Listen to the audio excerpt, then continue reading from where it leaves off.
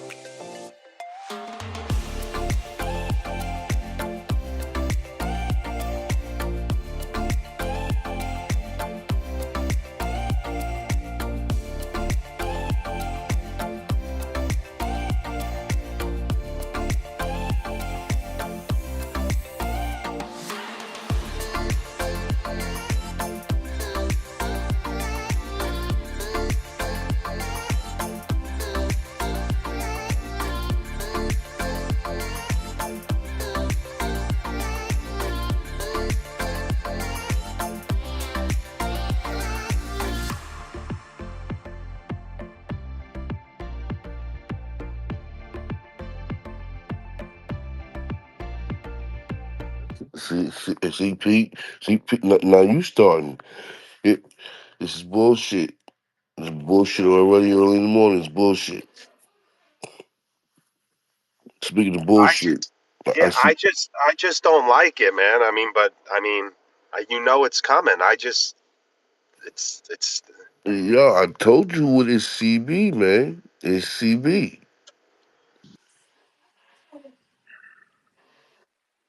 CB, all bro. right. I'm good now. My headphones are working. I thought I got to be honest.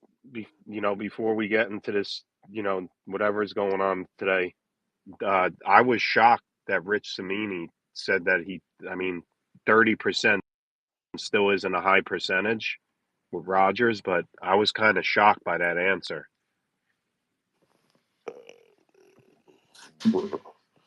Bringing this man back be the worst thing they can do, man. Get this shit over with, man. Pull a band-aid off. Stop with these band-aid quick fixes and shit. Stop. You I, already see you already see your best player is not feeling him. So why would you bring him back? but is that like official official? Like, you think it could be amended? I mean, Pete, we all can see it, and I hate to say see even CB see it. I hate to say that, but he does. Buckeye sees it. Like you, they're just not getting along. It doesn't make sense to bring him back, man, at the expense of Gary leaving. Why? I agree. I will say this though, and this is the hill I've consistently been on. I don't think they should bring Rodgers back, but that should be the new GM and head coach's decision, not Woody. Agreed. Agreed.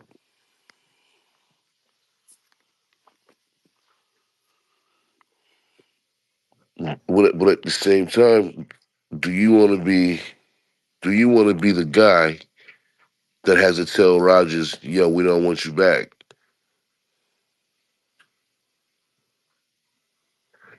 You, you accept the job Well, with you accept the job with the Jets, and your first order of business is to tell a Hall of Famer we don't want him back. well, that's part of the job.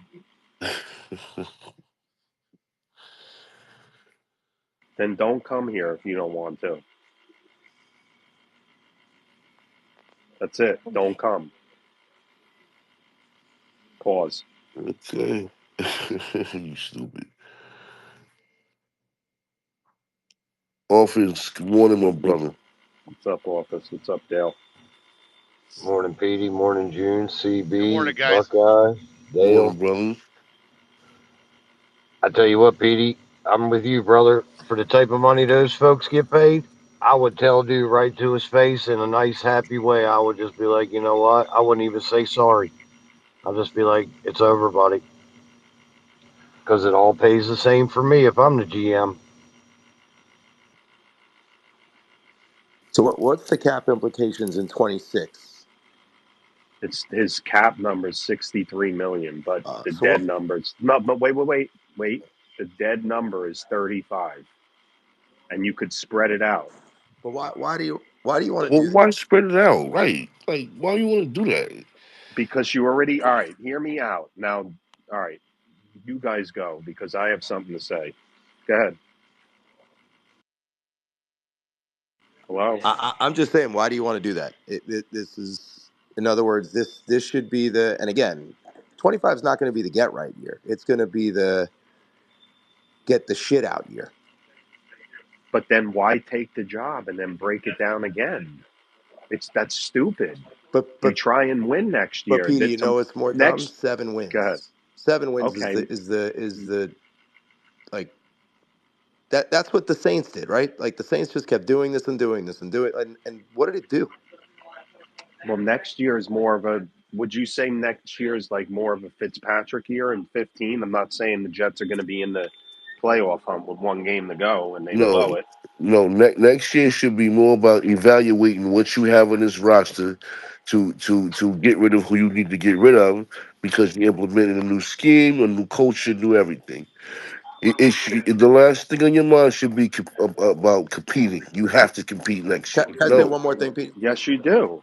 no. Go ahead. Let's see. No, it's So, not so, true. so if you don't All reset right. the cap, right, and let's say it returns to something like 5 to 9 wins, something in that vicinity, then you're officially at the stage of like pay him, pay him, pay him.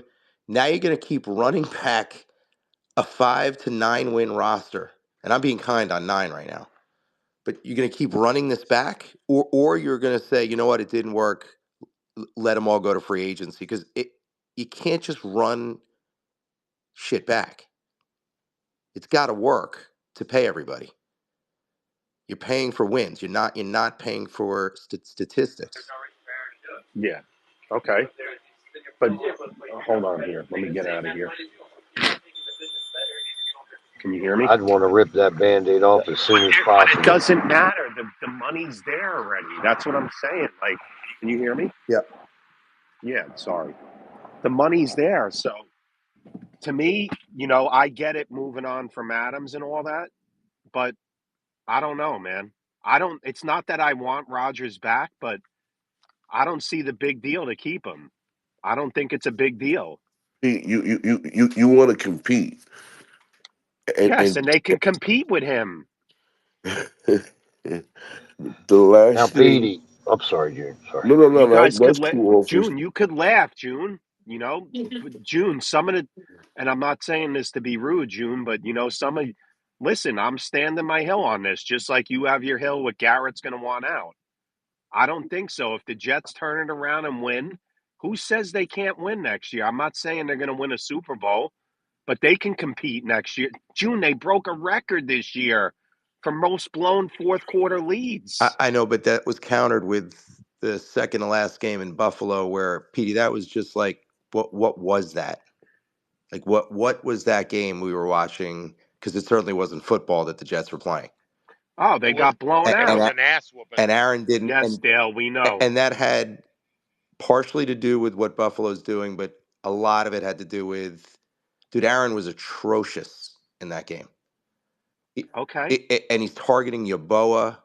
He's throw he's was he trying to give Yaboa an Achilles injury? Like that throw, like what was he doing, man? Okay. I just I get it, Buckeye. I'm just saying, if you have $49 million on the books, it doesn't matter. And I get it. Get rid of it, rip the band aid off. Yes. But why not? I want Lazard gone. Mosley's probably going to be gone, but that doesn't save money. Devontae saves money. You know, there's people to move on from, and maybe you do have to get creative and ship some. But I'm not. They don't need to tear it down, man. They don't. Petey, can I say something? Good Yeah. morning. I think Rodgers gives them the best chance to win next year. Good morning, June. And I love you, June, and you may want earmuffs for this segment as I'm talking.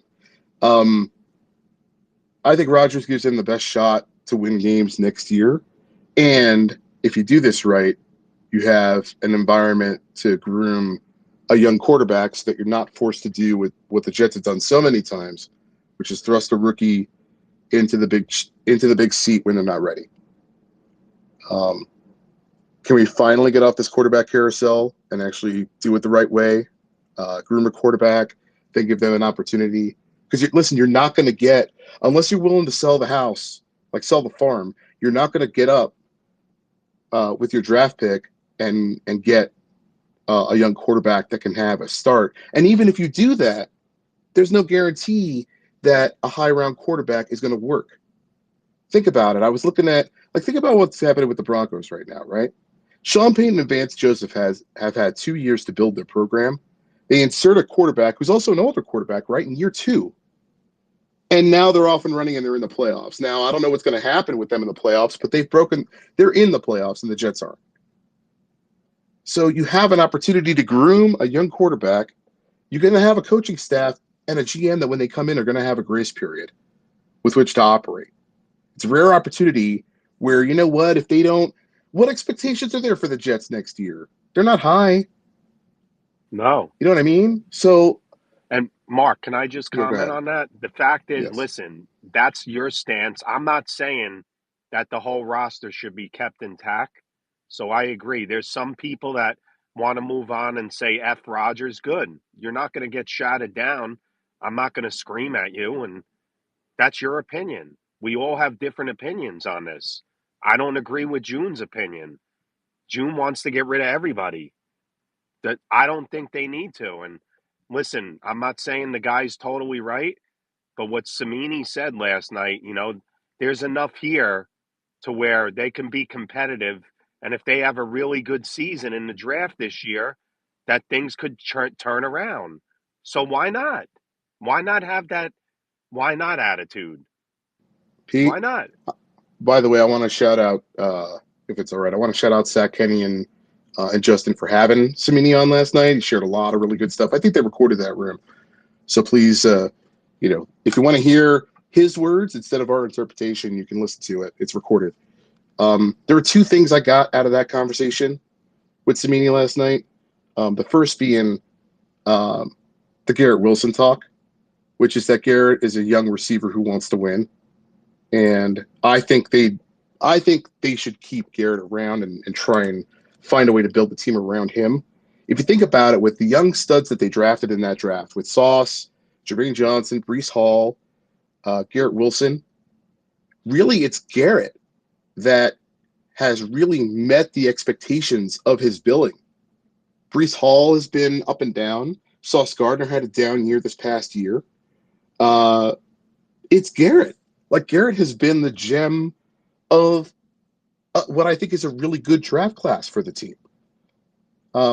That's a guy you build around. And I think he Mark, just wants to win. I think the performative stuff that we're seeing, it's all a consequence of this guy he's coming from a winning program. He's accustomed to winning.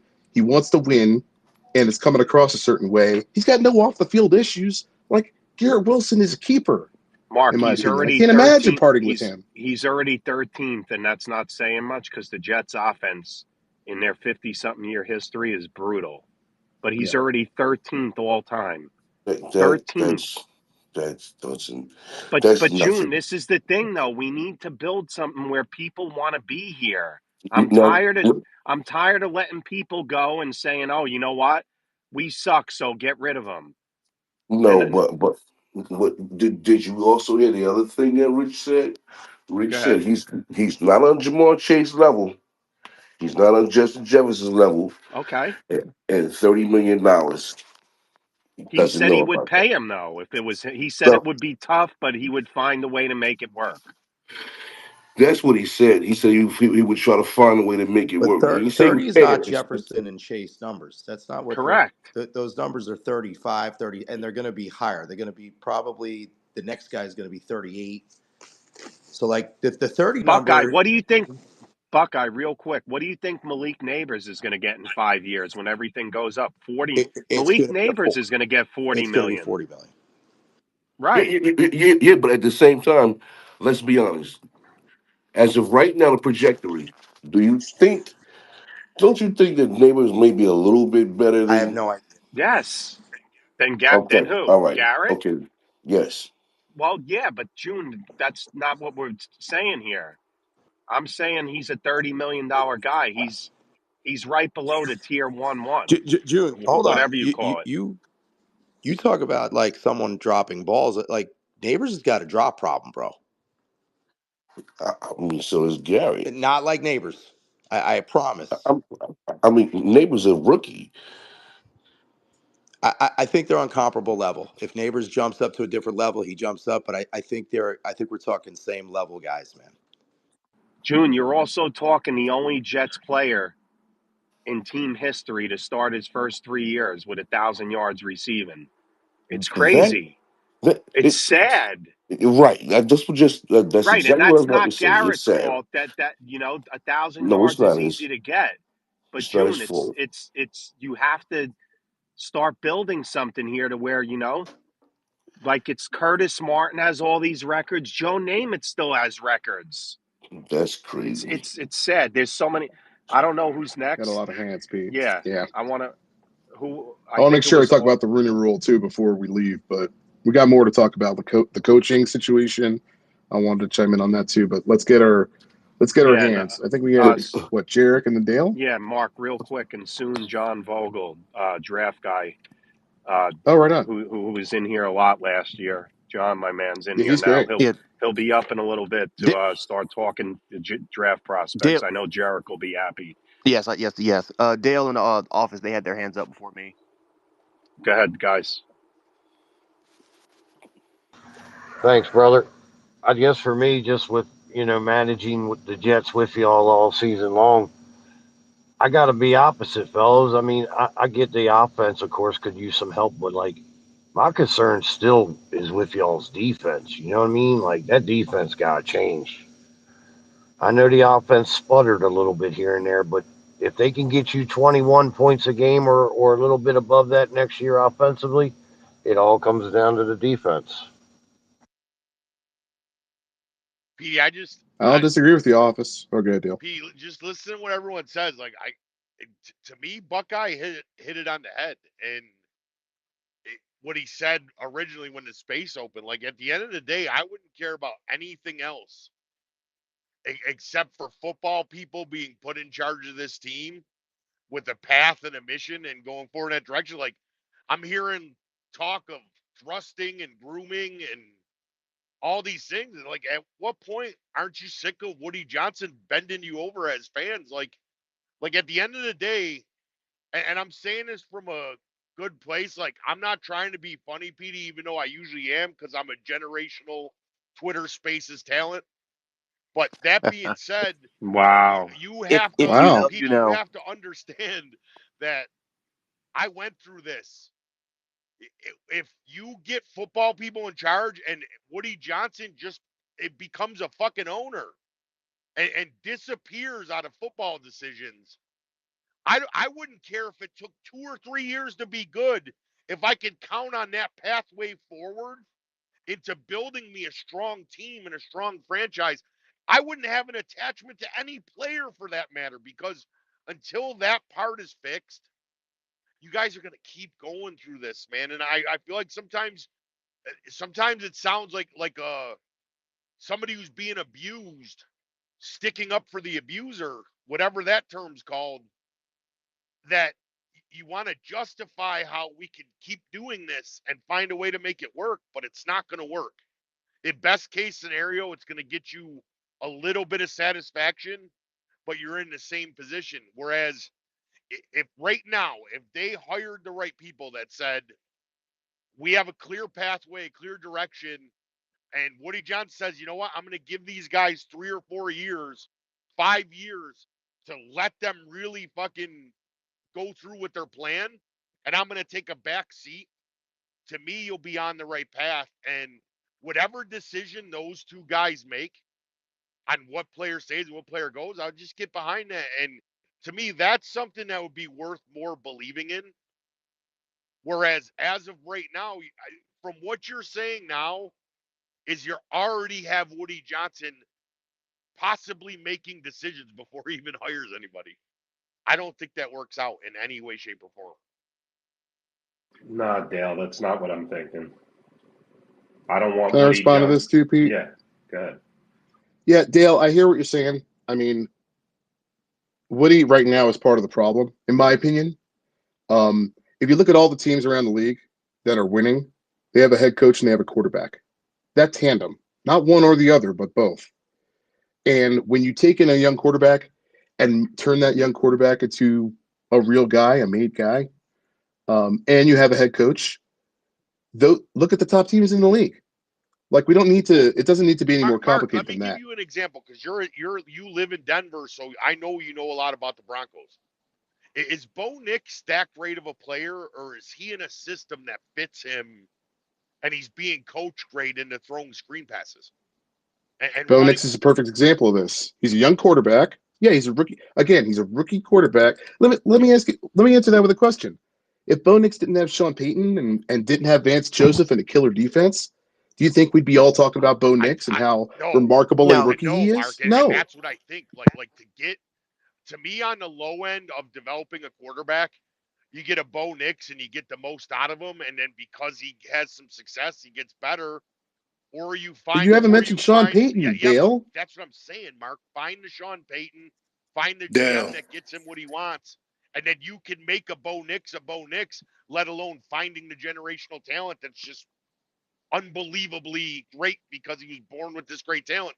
Like to me, that's the part you got to figure out. And when the Broncos decided to bring Sean Payton in, they are letting him get what he wants as a coach fully to make that team in his identity, are they not?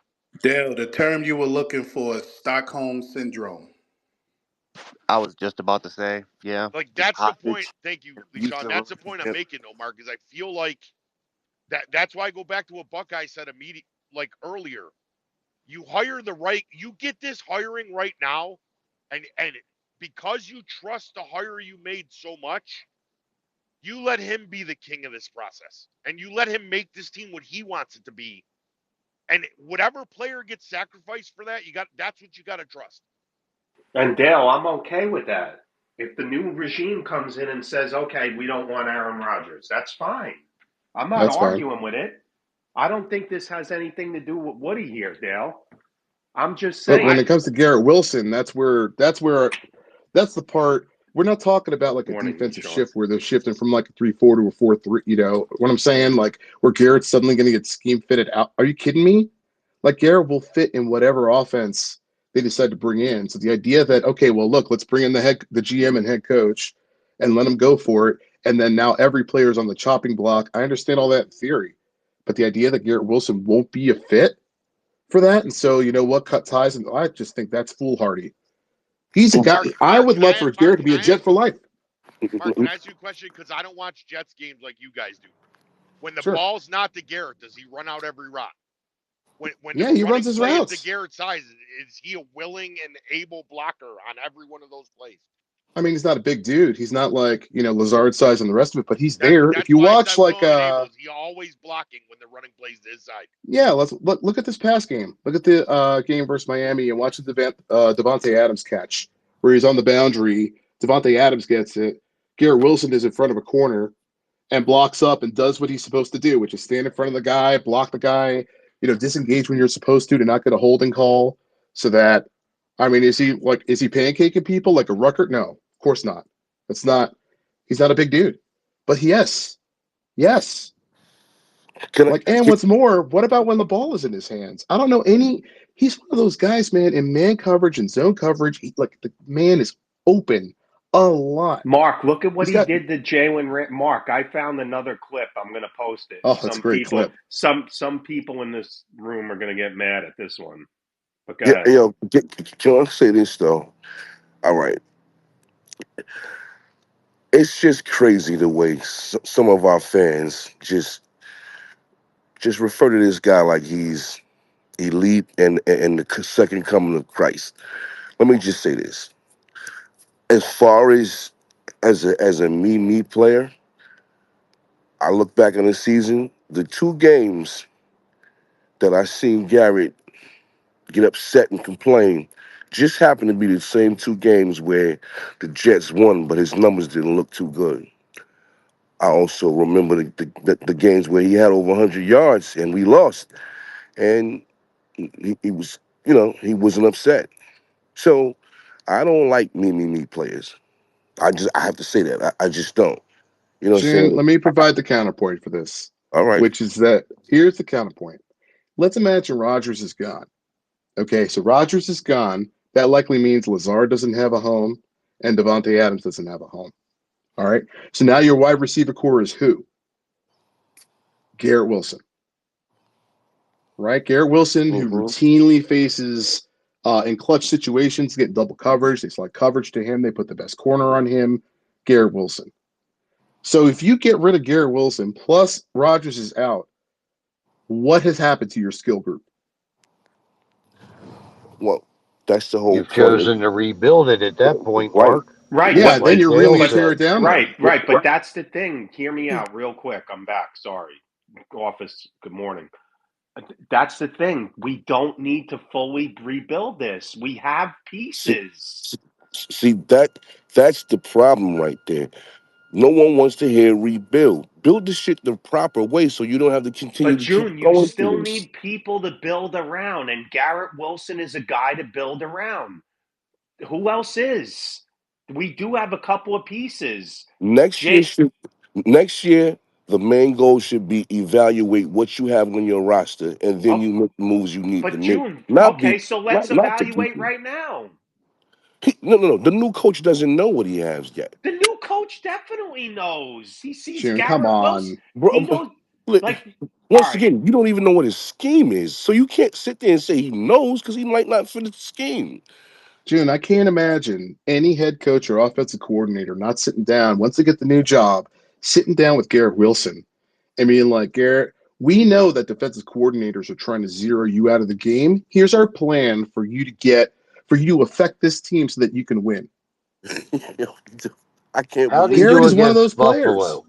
How'd he do against Buffalo a couple weeks back? They're a great starting point. I know the game was a little lopsided, but how did he play against one of the better teams in the NFL like 2 weeks ago? Garrett right. Wilson. Great question. I'm asking. I don't know. I'm I'm glad you organically asked that asking question. because You told me they're to a good answer that. measuring stick, right? Uh-huh. Matter of fact, I Well, mean, they're pretty damn good. I can't give you the real answer because folks are going to jump all over me for making excuses for Garrett Wilson. I'll give It's you my all real good, buddy. answer. Well, listen, I think that again, that's a game where their starting left tackle wasn't playing, so Olu Fashanu wasn't in the game. He's out for the year. So near the end of that game, they had two tackles who with Max Mitchell and Carter Warren who are just they're not ready, and so Rodgers was under duress, and so they were trying to make it, and then the run game fell apart, and this is a quarterback that needs a run game to be successful. Like I see it definitely, it's a different quarterback when he's got a run game versus not. So I think he was trying to make it work with Adams and Wilson. So I think he had an all right performance. I haven't looked at the stat line, but um, I don't know if I could use that one game sample sizes. I would look at his whole year and say, who is this player? Like, how does And that's again? fair too.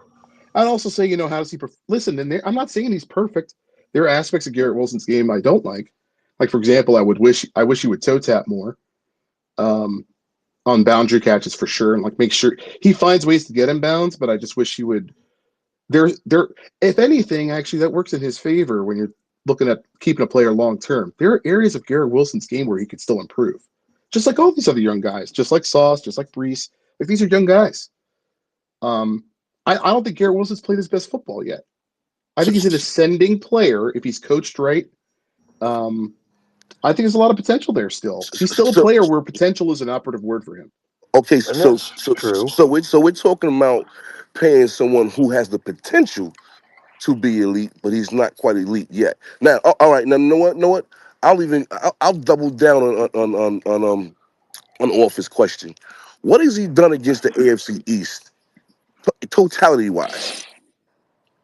I'm not talking about a one game sample size. I'm talking about the past 3 years. What has he In done his against the AFC division. East? Right.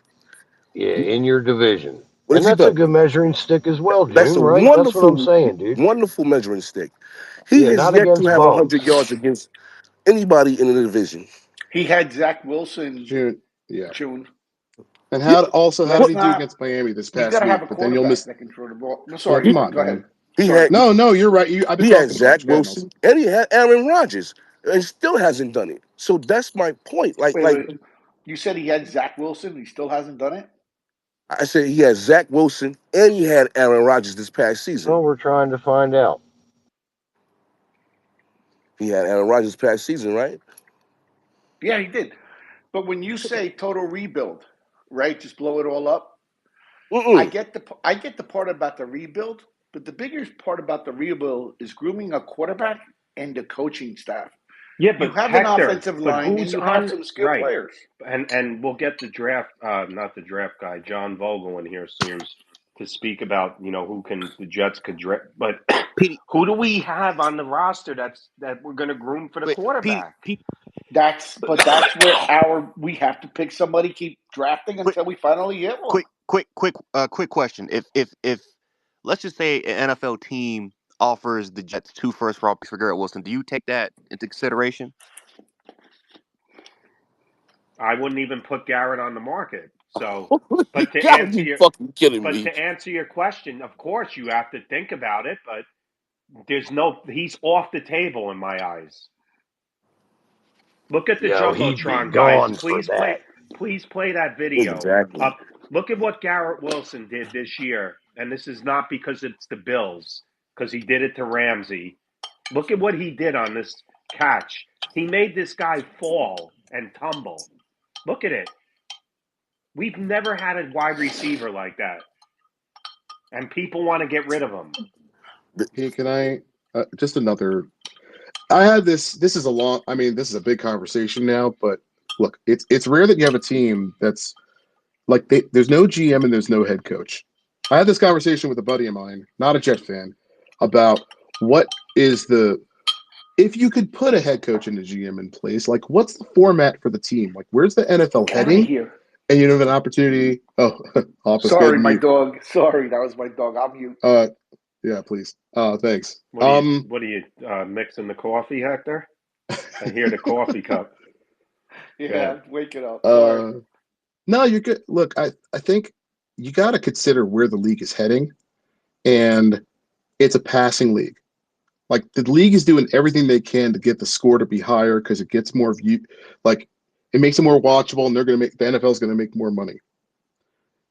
In a passing league, wide receivers are going to be at a premium. Like this is the league's doing everything they. How many times have you Mark, watched a play and you're like, a receiver pushes off and it's like the OPI does not get called, but Mark, DPI gets thrown all over the Mark, place.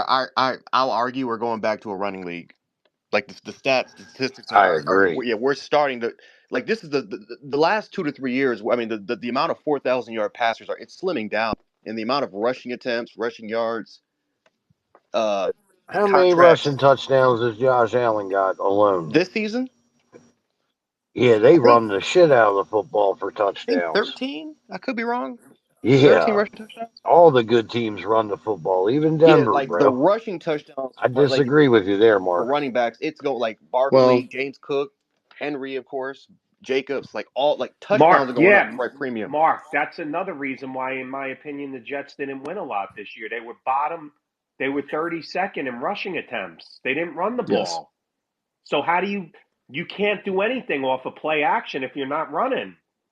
So it was very bad game. It was the coughing. The coaching was awful. It was awful. Petey, that goes back to Green Bay. Like Rodgers didn't want to convert to a running offense Thank you, with Dale. their coach, and he didn't want to do it here, and he's stuck in 10 years ago. And he kept changing the play at the line of scrimmage, which led to a lot of pre-snap penalties. I mean, to bring him back and try to Oh run this shit man. back is crazy. It is. No, because no. All right. Yes, they were trying to run the football. We all thought in the preseason, like I'm going back way back here, without benefit of hindsight, we all thought back then it was going to be more. Look, they took two running backs in addition to having Brees Hall in the backfield. The Jets were going to try and run the football and then do play like that was the strategy going into the year. Was my perspective looking at the personnel moves. Okay, the problem becomes if your line is struggling, can't develop chemistry, the run fits aren't right, and you can't run effectively. What do you expect Aaron Rodgers to do? How many passes did you throw in the Minnesota game? Do you think that Aaron Rodgers wanted to throw that many times to try to win that football game? No, Mark, definitely not. I They don't Yes. think wanted that. to run the I got a ball. question, Mark, if I you don't don't think the mind. Jets' problem this past year wasn't that you couldn't run the ball. I don't think that you committed to running the ball. Like, bro, you got No. two No, really it's not good running true. backs, man. That's not true. The Jets they had a concerted effort to try to run the football. They had problems running up front. And this is a Keith Carter conversation. It's a play calling. This is a Nathaniel Hackett and Keith Carter conversation. And Olu Fashanu, as much as he's the franchise guy for the next, like he's great in pass pro, his run blocking, especially early in the year, left a lot to be desired. Yeah, Mark, That's but not why they still, drafted him. the Jets actually pass protection got a lot better with Fashanu, and That's true. to be fair, Aaron Rodgers was more healthier when Fashanu was in compared to Tyron Smith. Yeah. If they managed to run Pete a lot more, Yeah, I don't think you would have seen Aaron Rodgers. Everyone forgets that Aaron Rodgers was playing hurt and off a massive, like what used to be a career-ending injury. We kind of skipped past that part of the conversation when we're talking about Aaron Rodgers and whether or not he should play next year. I understand it's uncomfortable to talk about it, but I hear folks not want him to start next year. But it's like, what is your alternative? You really want to watch a full year of Tyrod Taylor or watch I a do rookie? I do agree. No. I do agree with that, Mark. I believe that Rogers' Achilles was a major factor for 3/4 of this season. That I agree with. yeah, Yeah, it's tough, man. I yeah. mean, and him trusting it. I saw more. He looked a lot more like Rodgers near the end of the year than he did near the beginning of it. I mean, there's an off-platform touchdown he throws against uh, Miami where he gets out of the pocket. He looks like classic Rodgers. He gets out of the pocket. He runs to the right. He gets off his feet. He throws across his body. Everything I'm like, a lot of what I'm describing, they tell a lot of quarterbacks not to do. We're like, he's throwing across his body and he manages to get it to Devontae Adams at the end zone. Like Yep. it's a spectacular football play. Rodgers can do that. I'm sorry, man. It's wild to me how much we forget as Jet fans what ass quarterback play looks like. Yeah, And then you Mark. get a year of Rodgers, and you're like, yeah, you know what? I'm good. I see it. Let's go to Taylor. Let's go to whoever else just to get Rodgers out of here. I don't understand this. Mark, real quick. John Vogel's in here. Good friend of the program here. John, good morning. How are you? Just I want to just make sure I get to the hands first, and then we'll turn it over to you, John. How are you? Good morning, guys. I'm doing great. Thanks for having me. I'm gonna go ahead and mute and keep on listening. Yeah, this is it's a good debate here. It's John, I appreciate you, man. Dom introduced me to you last year, and you've been tremendous with your you know your draft. You called Fashanu. You had him as your number one. I believe right last year you had him Yes, as your sir. number Yep. one Hmm. tackle, and the Jets got him. So I just want to finish the hand so that people aren't waiting. If that is that okay? Of course. All Yeah, right, go right John. ahead, man. I think it's Tom, Charles, and CB, and then we'll No, turn it over to John. no, no. It's Charles Oh, CB. I messed up. Charles, this is why, this is why, this is why. Good morning. Good morning. Good morning, everybody. I What's just wanted going to on, ask, brother? what's up, cuz? I just want to ask two questions. So the first question is, do we consider this season to be a rebuild, this upcoming season? And No, Has then to the be. second, no. okay, and then okay, all right. So that kind of the second question is, if this is a rebuild, how do you rebuild? Do you implement your quarterback and then build around him, Okay. or do you build the team up and then implement that Well, quarterback? Charles, can I answer that? Let me just answer that real quick.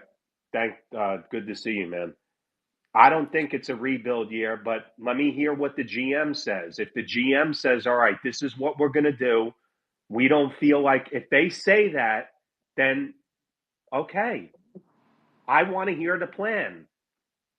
Let me hear it and see Okay. that these guys are going to want to come in here and win. They're not going to want to get rid of every. I don't. I'm sorry. I just don't think it. Go ahead. Can I chime in on this, Pete? Yep. And Charles, good morning. It's good to talk to you. You were Good right morning, about a Mark. lot Good of what you morning. said. Yeah, it's good talking to you, man. You were right about a lot of what you said, particularly run defense, ability to run the ball. Like it was a major problem for the team. Um, I agree with what Pete said. That I think it's a. I want to see the GM. The GM and head coach are going to have at least 1 year grace period to kind of rebuild the team in their image. So if they sell us on, listen, we really need to strip this thing down to the studs and start over, I will embrace it because at the end of the day, I want the GM and head coach to get it done. All that said, though, I think that the consensus league wide, like not just Jet fans, is that this is a talented roster that is poorly coached. I think they have pieces here, and I think they can speed the window to starting to win games and have a playoff berth next year if they can just get the head coach and GM right with the existing pieces. I think it's weird to say it, but I think they're more in a retool mode than they are in a full rebuild mode, even with the GM and head coach coming in. But if they say we're stripping it down to the studs, like I'll be in on that. That's my perspective. Yeah. Who's next? CB and then Tom. Yes, sir. CB, what up, man? Good morning. Good morning. You can skip me, PD. I know John's waiting. His time's valuable. I'll ask my question later on. All right. Tom Ford. Dun dun dun dun dun. Morning, What everybody. up, Tom? And as usual, it's always fun hearing today the topic, and today being about Garrett Wilson. Now, thing is, I want Garrett to stay out of the four? That's from that draft class with him, Sauce, Brees, and Jermaine Johnson the most. But I think honestly, as we're saying, it's going to be what the GM and head coach see, because I think Garrett Wilson would fit in with just about any offense. Because June, you said treat him like he's Jerry Rice. We're not. I just remember the last first round wide receiver that even remotely made an impact was early 2000 with Santana Moss. And the last wide receiver we even drafted that made an impact was Jericho Cotchery. So we have not had wide receivers we've Right. drafted last stick around put up what Wilson did. Nowhere near that. And the last Yeah. 1,000-yard guys was what? Decker and Marshall in 2015, 2016. Yep. So that's probably why some fans are giving the Jerry Rice treatment. Now, like Petey's saying, like I'm hearing here, and I'm agreeing with that and with sign. If the GM and head coach with the grace period, as Mark says, strip it down, okay, accept it. I would accept that, roll with it, rock with it, just like most of y'all. Yes. If not, I think the GM's gonna. If I'm the GM, I hope to try to keep three of the four. We're not keeping all four. I never thought we were gonna keep all four from that draft class with Wilson, Sauce, Johnson, and Breeze. If everything went right, Mm-hmm. I knew we were gonna lose at least one.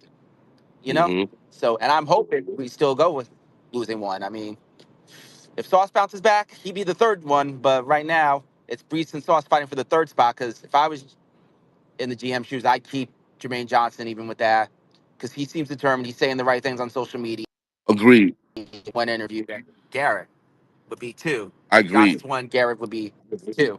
If that. June, you would agree with that? I agree. I definitely agree with Jermaine Johnson. I do. Yeah. Tom, are you So I'm going to good? put Jermaine, he's your one. Yeah, I'm good Yeah. since you got, because I do follow the draft, John with draft, so I'm curious what his takes are. So let's get him rolling. All right. Tom, thanks. As always, appreciate you checking in. John, good morning, man. How you doing? Yes, thank you guys. Good morning. Doing great. Good. Yeah, it's your Um, time of year, man. it I've been is. waiting. John, I've been waiting. I've been reaching. we've been chatting for about 2 months because the good riddance to this Jets season. John, give me your. I know you're more of a draft guy, but from what you're hearing in this conversation, just give me your quick thoughts on what you think the Jets should do before we get into the prospects, and I want to hear some late round surprises that you may have for us. Yeah, so overall, it seems like the discussion pretty much revolves around what it usually does with the Jets, and I don't mean any offense to anybody in this group, but it's mostly, do we keep trying to build on what we have, or do we just blow the whole thing up? I think for to some extent you're going to see it get blown up this year. I don't think Aaron Rodgers is going to return. I don't think he has any interest in returning. He very well. I don't think he's. I got to find a way to phrase this right. I don't think he's trying to retire because if he retires, uh, he loses out on a lot of money. So I think he's going to try to keep the money, and try to force the Jets into letting him go. But we'll see how that kind of works out. Now, the other thing that's funny, and Dale, I don't mean any offense to you or anything, but when you said, "Hey, well, why don't we just find a Pete Carroll?" Or well, it wasn't a Pete Carroll, it was a Sean Payton. How many Sean Paytons do you think are running around out here that you could just pick up off the street and hired as your head coach? Sean Payton is really almost in a category by himself. You can put Bill Belichick up there as a schemer, leader of men. You could put, I guess there's probably a couple other guys through NFL history you could put up there, but Sean Payton has always been one of the most creative, innovative minds, and he's done it consistently for the last 25 years. There's nobody that's on the market right now that's anywhere close to that. Um, so I think it's a little bit of what is greatness. Um, I think a lot of people think the greatness is always found, it's always around. And I don't think that's necessarily the case. I think the greatness has to be appreciated for what it is, and you don't look for the next great thing is it as opposed to somebody else. You look for the next innovative idea.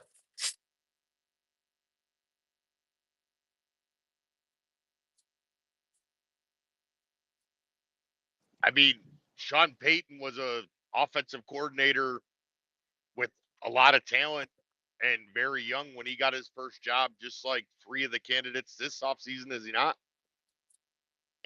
Yeah, but here's the thing. Here's the thing. What you're talking about is you're talking about making a projection and saying, okay, well, let's go get the next Sean Payton. Well, there's not going to be another Sean Payton deal because they don't exist. Sean Payton is in a league by himself. So you could say, okay, well, let's take Ben Johnson, for example. Ben Johnson, very creative with the way that he schemes. We've never seen him as a head coach. So does he work out as a head coach? Is he a leader, like an overseer, essentially? Because that's what a head coach essentially is now. It's like a CEO, where you have all these different departments and you're running the department heads, not the departments themselves. And that's what the mistake a lot of coaches make. You see Brian Dable with the New York Jets, or the New York Giants, excuse me. Um, Certain defensive coordinators, I think Brian Flores kind of made this mistake too when he was the head coach of the Dolphins. They focus on what they got, how they got that job, and they stick to it as opposed to trying to oversee and let the people around them do their job. So when you're trying to be an offensive coordinator and a head coach, or a defensive coordinator and a head coach, you struggle to manage the team effectively because that takes a whole aspect of your game planning and overseeing the project out because you're focused on a specific part of the project, right? So I think that we still have to figure out how Ben Johnson, before we could anoint him as the next, Sean McVay, uh, handles being a head coach, overseeing the entire project, as opposed to being an offensive coordinator running a specific part of the project.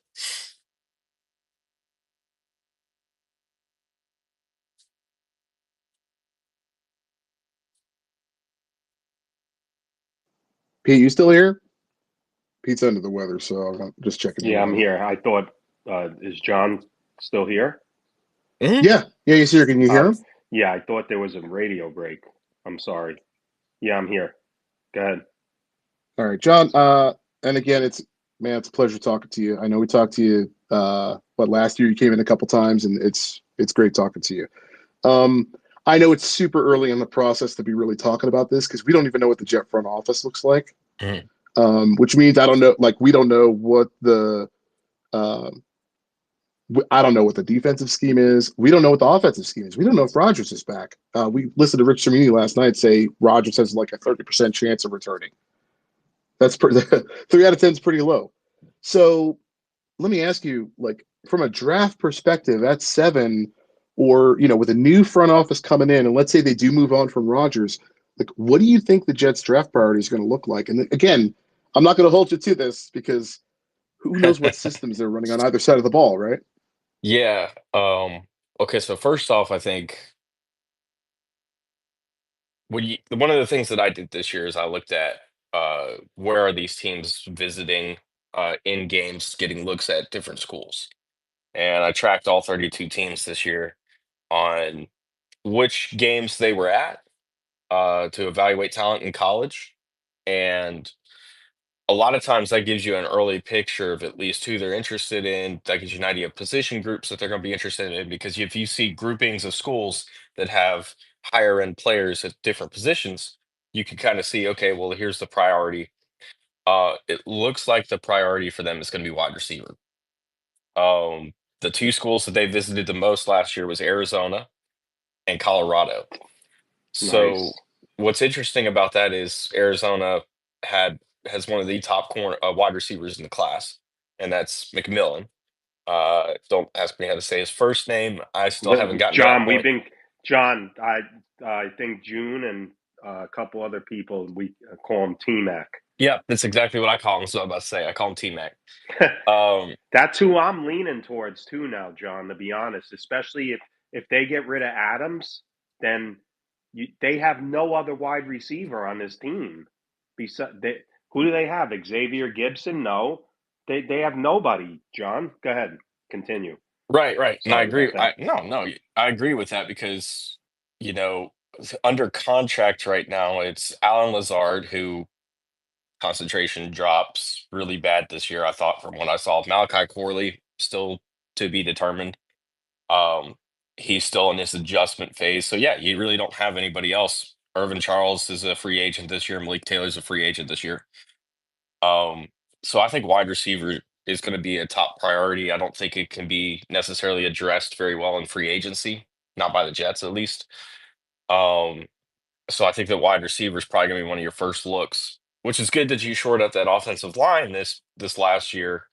At least your tackles taking Fashanu in the first round because now you're going to lose Tyron Smith, you're going to lose Morgan Moses. Carter Warren's been developing, and you got Fashanu to step in right away. So I think that helps you. So you're not as worried about the offensive line. Um, Defensively, I thought, well, first off, it's going to be a completely different defensive backfield. I mean, the free agents back there by themselves. You don't have a safety that's going to be under contract next year. You don't have a nickel player that's going to be under contract. You're hoping that Jarek Bernard Converse or Quantez Stiggers could become the nickel, but they haven't shown that capability this year. DJ Reed and Brandon Eccles are both free agents, so it is brutal on that back end. So that corner or safety could also be a priority. I think you're going to have to upgrade the linebacker room. And I don't mean CJ Mosley, I mean Quincy Williams. He's just too small to hold up. Really struggles in run fits. And I mean, he doesn't hold up very well. And so I think you need to get a little bit bigger there so that could be a priority. Um, Obviously, free agency changes a lot of this because it lets you see, okay, well, here's the veterans that you're bringing in. It gives you a better idea of where they're going to go in terms of competition, where they might bring in somebody to a different position. But those would be the three spots that I see early.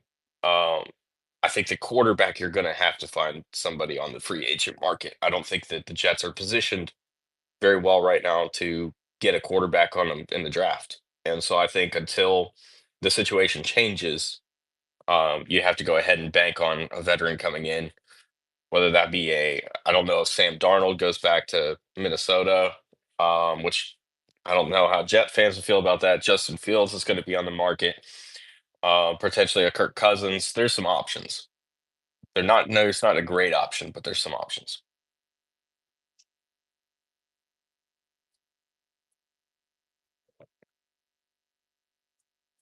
I'm here. Sorry about that. I know that, John, there's a couple of hands up. Uh, let's get some of the hands, and then I got some questions. Your buddy Dom's in here too, John. Yeah, I love Dom. Uh, yeah, Still hits me up. uh, Still hits me up all the time. yeah. Benny, go ahead. What's going on? Good morning, fellas. Good morning, everyone. Uh, yeah, and this isn't even like necessarily a question for John. I would love to talk NFL draft.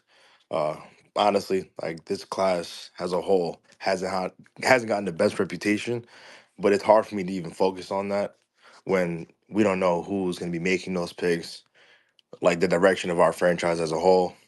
And I'm gonna just say this. I'm gonna make it real quick. I don't mind, in a sense, the wide net that they're casting, trotting anyone who would take a fucking interview. Come on down, Mark, if you want to be the head coach. I'm sure they'll interview you as well. Uh, but I'm being honest, I'm not inspired. I don't think that they're gonna make the right decision.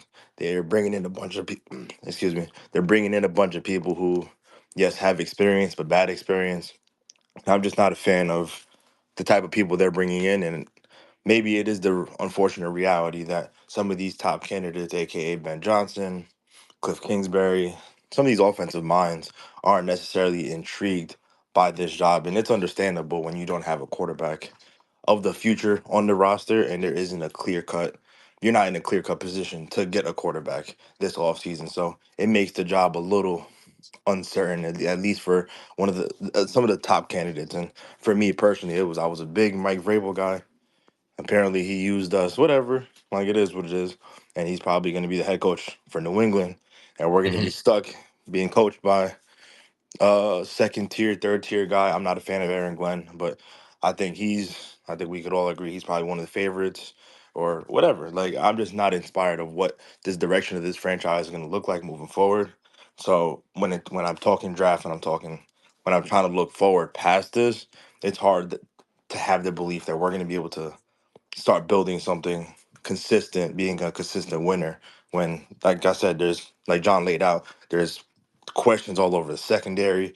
Our defensive line needs a lot of work. We don't have another wide receiver, and we certainly don't have a quarterback of the future. So, and obviously, I think coaching is extremely underrated. You need a really good coach to win in this league consistently. And like I said, I don't think we're gonna be able to land that guy.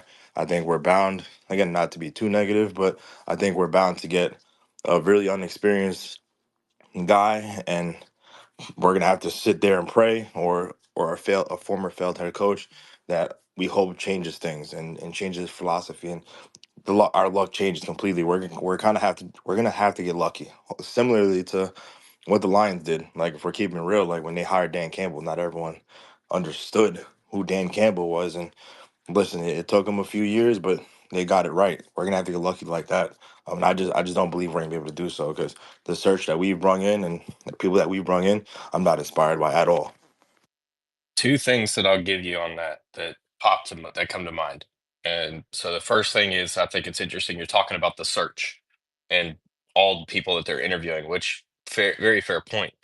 Now, you also, I don't know who in here is familiar with who the Jets have hired as a consulting firm that's going through this head coach. I don't know if you guys have talked about that. So I'll go A ahead and tell little you, bit, John. it's Go ahead. 3013. Yep.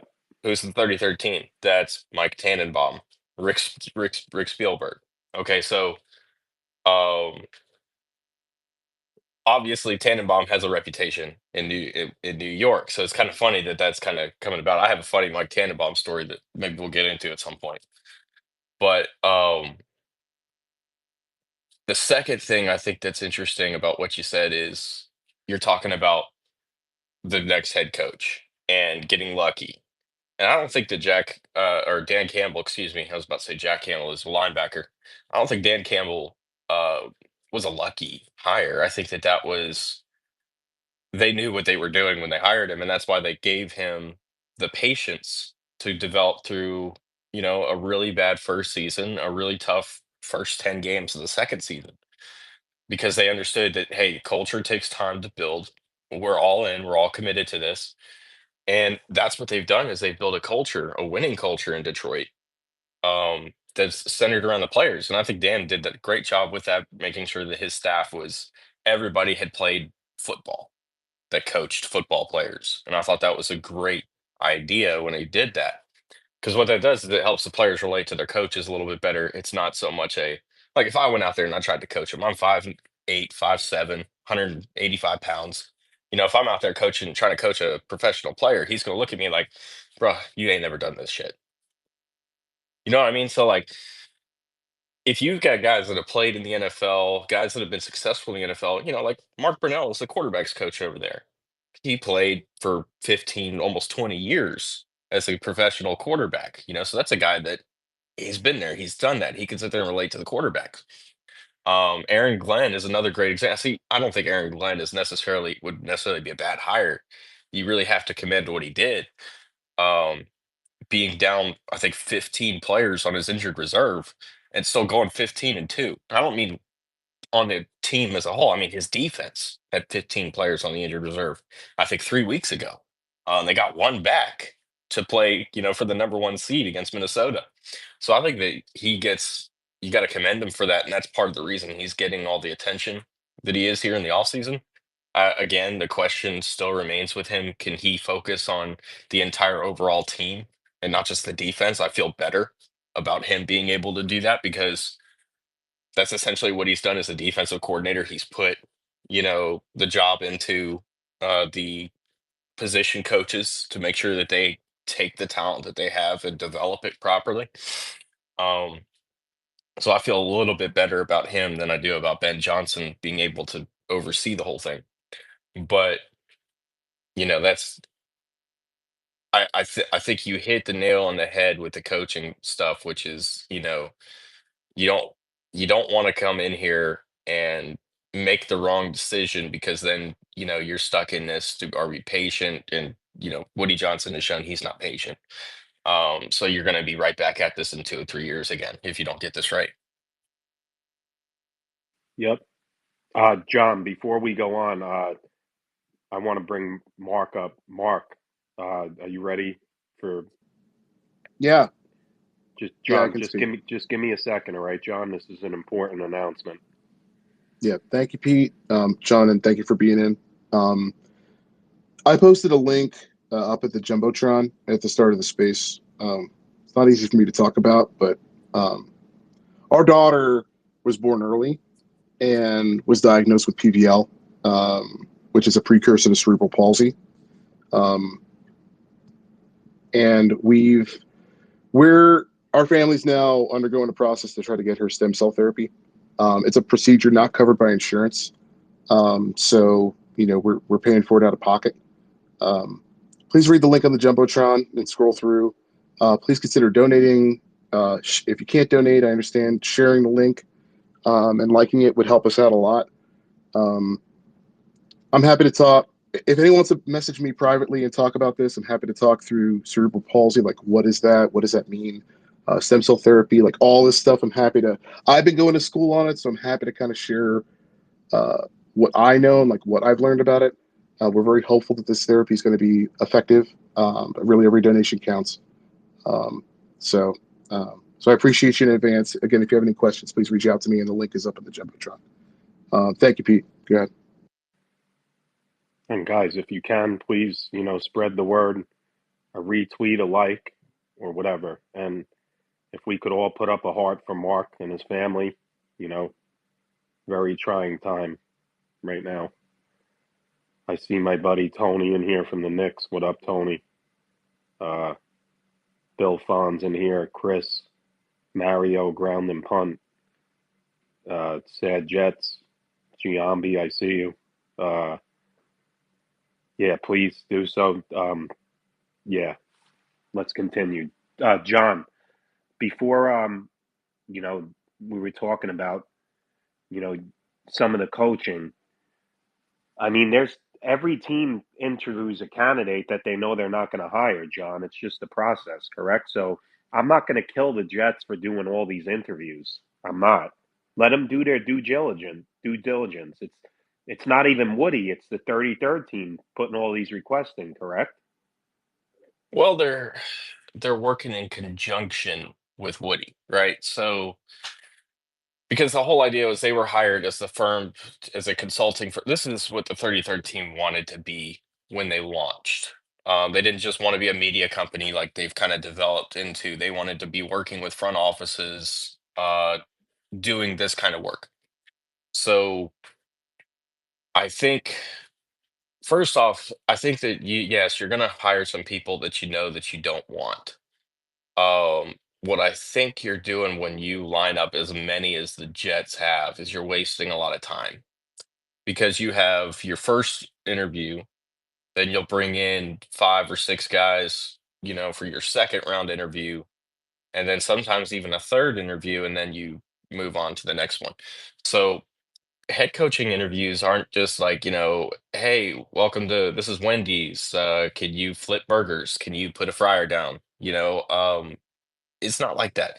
It's 2 hours and oftentimes 3 hours of grueling details of, okay, well, let's talk about offensive philosophy. Let's get into, you know, how do you lead? Here's the situation I'm going to put you in with the team. And this player's doing this and that, and how do you respond to that? How do you manage that? So it's philosophy based on your leadership style, based on how you want to scheme players and what types of players you want to prioritize. So it's not like it's just a quick little interview and it doesn't mean anything. It takes a lot of time. And so I think that it's a little bit of a waste of time to bring in people that you're not going to hire like off of let's just take Rex Ryan for example. You're not going to hire Rex Ryan. You bring him in as like a courtesy type thing. He's been in TV, he's doing a great job on TV. He says he's interested. Oh yeah, let's talk to him. No. No, come on. Come on, you're not going to hire him. I He agree. he hasn't coached in, 6, 7 years now. Like John, can I that's get it on this just very quick and please continue? When they said they were going to interview Rex Ryan, I'm like, listen, I don't want to wear a Sony Walkman and walk around. I'm over it with parachute pants. Like there was a time, you know what I mean? I'm not interested in getting back with the X. Like I'm sorry. The Jets need to be thinking about the future of the league and moving forward as a franchise, not turning back the clock. yes, That's my own perspective on it. Go ahead, John. that's where you nailed it. It's not about getting back with the ex or anything like that. It's even more so about he's outdated. His schemes are outdated. Nobody runs that stuff anymore. And so when you get out of coaching for a year, like 1 year, one season, a lot of times it's very difficult to get back into it. And I'll give you an example. I know you guys don't like this guy too much, but Greg Williams, real good friend of mine. He was a defensive coordinator, I think. There, he actually got fired from there. Yeah, he So sent an all-out blitz at the end against the yeah, fourth Raiders in the down. Yeah, COVID fourth year. down. That's how he rolled. So that's a guy that he was really good at what he did. He would have been a really good head coach if someone had given him the opportunity. Now he also got caught up in the Bounty Gate scandal. There's a whole story behind that. Um, but you've got this is a really good guy who really knows football. And when I met him, he'd been out of football for a year and he was trying to get back into it. And he was up at the combine. He was doing some interviews, and he didn't get a job because he was a year removed from the game and he was already outdated. And nobody wanted to give him that chance. So he ends up going to the XFL. Now he's doing this. He's got his podcast going that he does, or at least he was here at the beginning of the year or the season. So Greg is a guy that he's a is an example of when you get out of the game and you try to come back into it as a coach. A lot of times, one season puts you so far behind, nobody wants to help you catch up. So imagine how far Rex Ryan is behind on the times, being 5, 6 years removed from coaching in the NFL. That's how quickly the game moves. That's how quickly we get past different things. It's very difficult to keep up with when you get into the nitty gritties of schematics and where you align and the personnel that you're using and the different way that you bring blitzes, different coverage packages, just all that stuff by itself. So Yeah, no, Rex Ryan was a very unserious interview. And so I think when you have some interviews like that, you're wasting time. You're wasting your time, you're wasting their time. Um, you want to try to get through this and be as precise and on point as possible.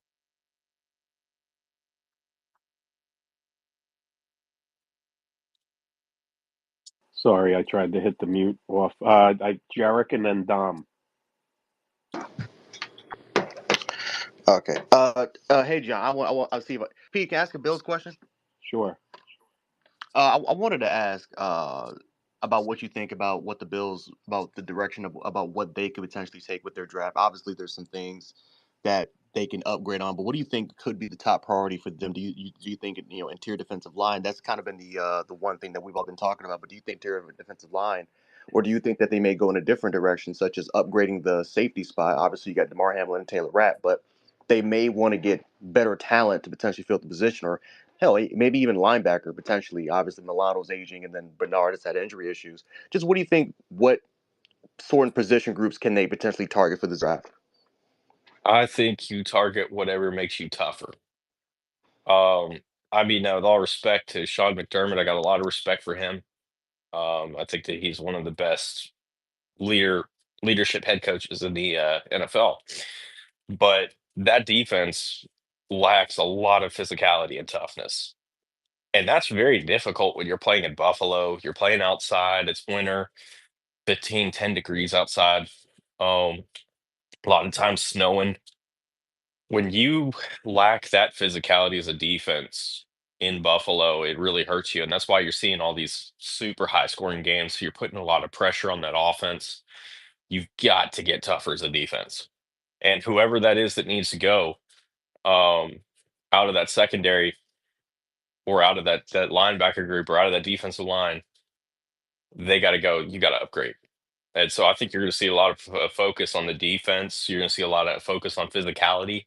Probably guys that are from the north, um, Michigan, Ohio State, Penn State, places like that, because you have to get tougher on that defense. And I think that that defense right now does not embody anything that Buffalo has traditionally ever been, and that's what you got to get back to.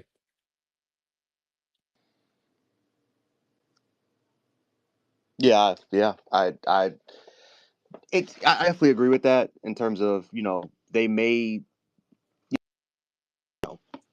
they may want to try to get back to it. Obviously, obviously for a long time we try to we had a motto of getting leaders, guys that can be great locker room guys, blue collar, sort of football players.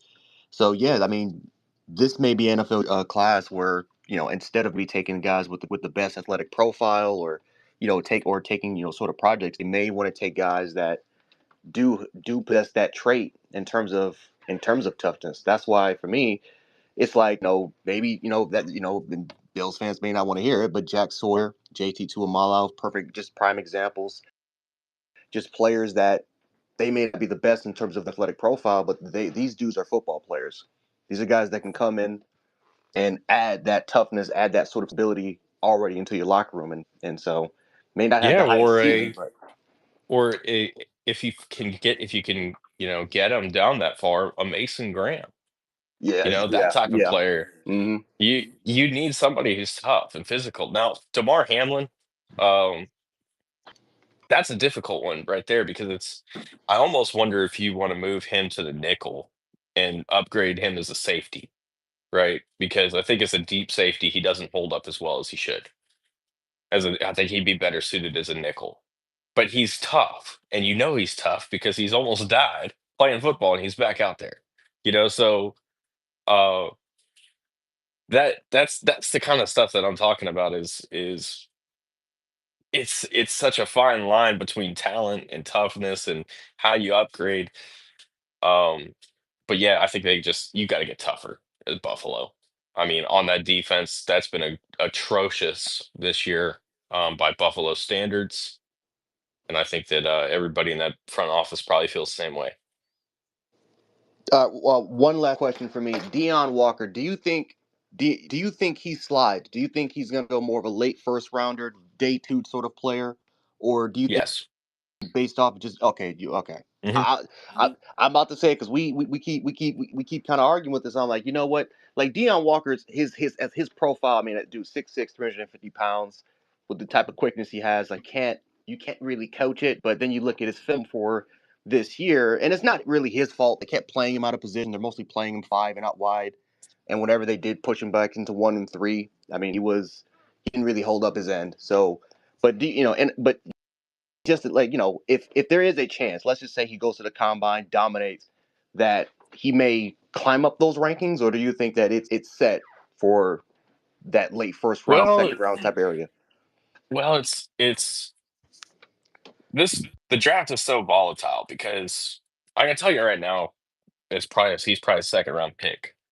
And the reason that is because there's some better technical defensive tackles in this class. Uh, he's a physical freak. There's no doubt about that. You mentioned the size, the profile. He's got incredible quickness.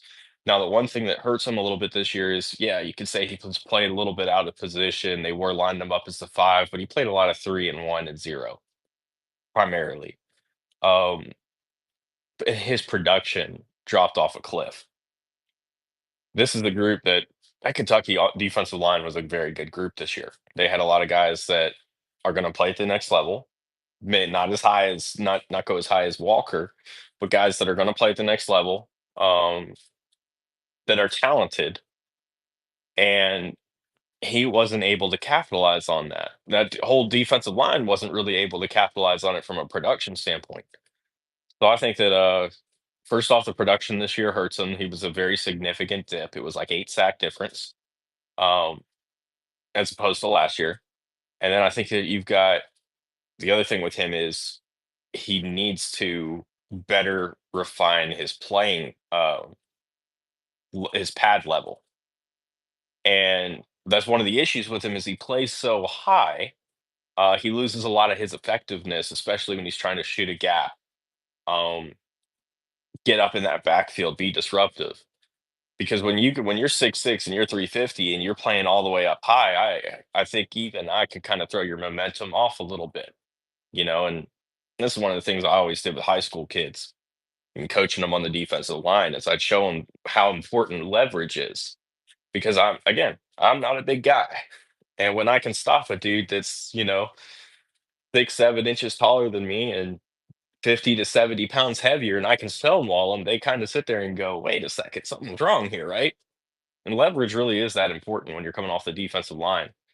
Um, and he does not have good leverage. And I think that's what kind of pushes him because he is a little bit of a project, not just with his hand technique and his lack of use with it, but because he plays so high, you're going to have to try to bring that pad level down to make him a better player. Yeah, let's Thanks. get Dom in Yes. here. Yep. Yeah, thank you. Let's get Thanks, Dom in John. here, and then I've got one for you, John. Thank you, Jarek, and then we'll get Benny. Dom, go ahead. Thanks, guys. What's up, boys? John, So, always a pleasure, and pay a little respect and flowers towards John. Like I said, as I cut my teeth over the past few years in this thing, John's always been a guy that's been open and willing and a resource to bounce things off, to ask questions, so on and so forth. Like it's a small niche community, but not everyone is as willing and able to help the little guy, if you will, as John always is. So, I always say that whenever I see you, I always thank you for that. It doesn't go unforgotten, man. I'm just Two a good rum things. dum dum. So two things. One's Jets related, one's draft related, and then I'm gonna move on. The I think personally one of the everyone seems to be mishy-mashy on this group of head coach candidates. I have no idea what they're going to do with the GM. That's to me that needs to come first, but who knows if that happens? It's the Jets. The one name that's I think flying under the radar that there have been said to have interest in, and I believe have inquired today, is Iowa State's Matt Campbell. Now, Hmm. people are going to say, okay, college coach, so on and so forth, but when you talk about culture builder, when you talk about player development, when you talk about a guy that can get the most from you. I mean, if you know anything about college football, Iowa State has not been it's not a popular landing spot in Big Ten football, realm. So, Yeah, he's done a good they job. might. He's done a phenomenal job. And if those are some of the traits that you're looking for, a guy that can kind of change the culture, going to hold people accountable, that people respect, and somebody that's going to develop players. I'm all in on listening to Matt Campbell, and I know they had interest in him the last cycle as well, but he had just signed a huge extension, so he decided not to interview with anyone. But I guess that has changed. But I digress. Talking about the draft here, um, John, the one area, and we talked, and Petey brought it up before, and he talked about the Olu pick last year. Um, in Jets world, it was offensive line or weapon. What should you do last year? Blah blah blah. Hindsight being what it is, it's probably a good thing, and this is not Bowers hate, because Bowers was a special talent, and I'm sure every Jet fan would be happy to have Bowers. However, from a high level, um, looking at what you have here in Olu coming back healthy, and in essence returning, already solidified 4/5 of your offensive line, and then looking at this offensive tackle group this year, especially towards the top. I think 3-4 years from now, I think the Jets fans are going to be very happy that was solidified in last year's class. Yes. Where Olu Fashanu would have been head and shoulders, probably 3 or 4 tiers better than any of this offensive tackle class. And this is just my opinion, and John will get into his, I'm sure. But to me, when you have that, in all my scouting reports, like, still not sure if he's going to be a tackle at the next level, may have to move inside, or definitely going to move inside. You know that the tackle class is less than stellar. So as Jets fans, we should be happy that we've solidified that. The one thing that I don't think Jets fans talk a lot, and this is where I'm going to pose to you, John, is our interior of the offensive line. Okay, we have Joe Tittman under contract for another few years. AVT is playing on his 5th-year option, and John Simpson, who was fabulous as a fabulous free agent pickup for us this year, has one more year left.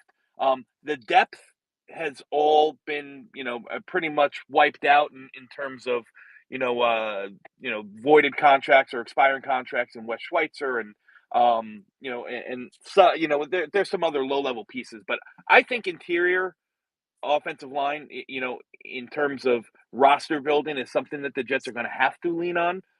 If you want to have that next pipeline, we don't know if AVT is going to get a second contract. He's got to stay healthy. He did it for the most part this year. We don't know what the future holds for John Simpson, who will be turning 29 this coming season.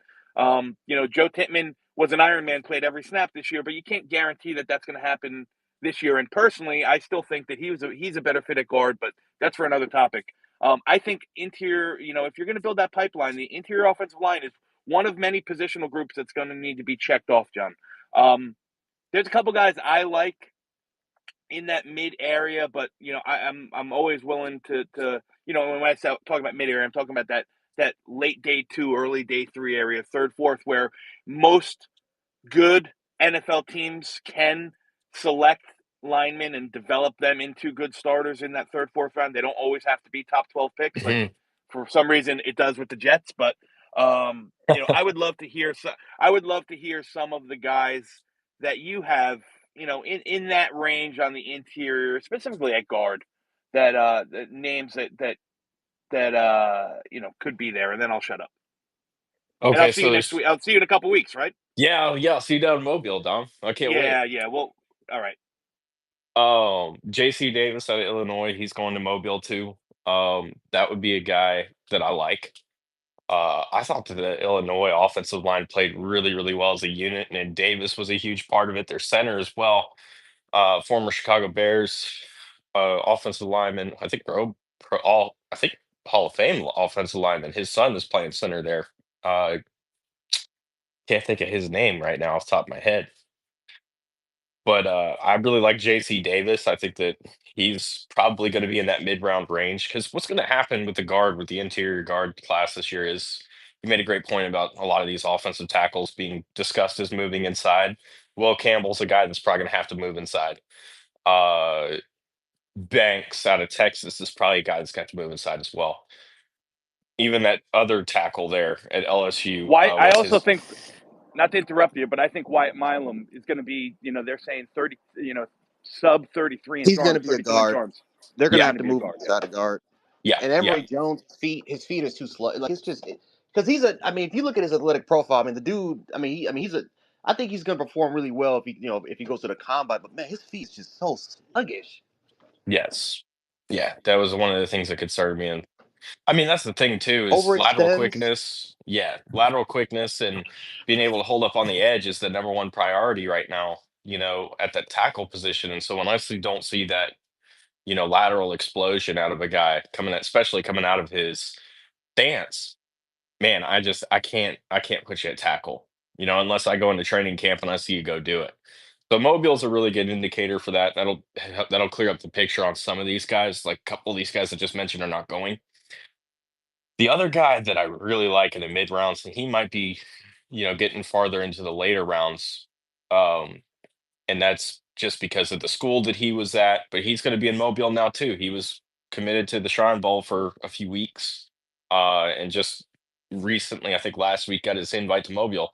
That's Jackson Slater out of Sacramento State, and I've been all over Slater really since the spring of last year when I was working with one of these player management companies. We recruited the hell out of him. Uh, he's a very athletic guard. He's a great puller, locates targets really well, um, has good strength. And a lot of these guys that I talked to at the FCS level that played against that offensive line all said that he was the toughest dude they ever went against. And this is after going through the all-star circuit. They were like, this is the toughest dude I ever played. Um, he's a guy I think that's potentially really going to rise in Mobile. We usually see an FCS offensive lineman shoot up boards. This could be that guy this year, because he is an absolute unit down there. So those are the couple guys I'd be looking at interiorly, third, fourth round. John, are you here? Yes. Hello? Yeah, just to piggyback, I know Dom introduced me to you, but John, you've been tremendous to hear, to the fans, always answering my questions. Dom says he reaches out to you. You never ignore me. Even if it's just saying hello, checking in, you always get back to me. And we need more people like you, man. You're awesome, and digging into people's feet movement right now in June and January of the draft when it's in April is incredible. So keep up the great work, man. Appreciate you. Well, thank you. But I'm telling you, I'm just a good rum dum. All right, that's all I am. yeah, John, if just right now, early on, I know Mark's got a question, and we'll get to Buckeye and Jersey. If you had to say, what do you think the Jets are going to draft right now? Right now, just say. I know you don't know who's coaching, who's GM. What would you do? I would be very, very tempted to take Tyler Warren out of Penn State. Um, I understand he's a tight end. Ooh. I understand he's a tight end. And I Another understand Brock we're Bowers moment. Here we go. now that's the thing is the way that I'm going to look at my quarterback situation. If I'm coming in, and I'm taking over the Jets. Um, I'm going to look at. I want to create this and make this as much of a Sam Darnold Minnesota situation as possible, which means I need to have as much talent around. Now that I feel good about my offensive line this year, I need to have as much position talent around as possible. And one of the positions that is very deep in this draft class is actually tight end. Um, it's one of the deepest tight end classes I think I've ever seen. These are guys that there's more guys that can make an instant impact in this class than I've Tell him, I've John. ever seen. It's freaking awesome. It's Well, that's really well, deep DB, tight end, and yeah, running back John. class, That John. yes, it is. Hey, John. One thing the Jets do not have is a tight end. I mean, they have Jeremy Oh, Ruckert signed next I'm year, tracking. You which got is Jeremy Ruckert yeah, and Brendan Bates under contract. That's yeah. it. So yep, that's it. So So the Jets need two tight ends. so exactly. You need two. That's exactly my point that I'm making. 12 personnel has been the absolute tear of the NFL here recently. And the reason for that is because everybody's going to a base nickel defense, right? Five defensive backs on the field at the same time. So when you get into run gaps and run fits, we're talking about you're going to have a safety coming down playing a run fit. And your linebackers aren't built like they used to either. You know, we're talking about Quincy Williams. I'm talking about him being undersized because he's 5'10", 225. That is undersized for a linebacker right now. Typically, you're N'Kobe looking at Deans. yeah, you're looking at 6'2", 6'3", 235, 240. They're not the Brian Urlacher types that were 250, 260 pounds playing downhill anymore. You got to be able to play coverage. And that that combination of taking a linebacker off the field and your linebackers getting smaller or leaner has opened up the run game for people. So 12 personnel has been your tear. You have to have two tight ends nowadays if you're going to have a successful offense. So there's going to be enough of a free agent market that you can pick up a good two. And then if you come in the first round, I'm going to be very, very tempted to take a Tyler Warren because he is a mismatched weapon, not just as a inline tight end. That was the criticism with Brock Bowers last year was okay, he's a little too small to be a traditional inline tight end. You're really looking at him as a big slot weapon, which is exactly how the Raiders used him. They already had Michael Mayers there from that they had drafted the year prior. So they didn't need him to play the traditional tight end role. Um, Tyler Warren is a traditional tight end. You can put him in line. You can let him run block, get downhill. He does that pretty well. But everything else that he brings to the game schematically gives me a lot of flexibility in the way that I can use him. I think that he's the best comparison that I have for him is that he is a bigger, faster, more athletic version of Taysom Hill.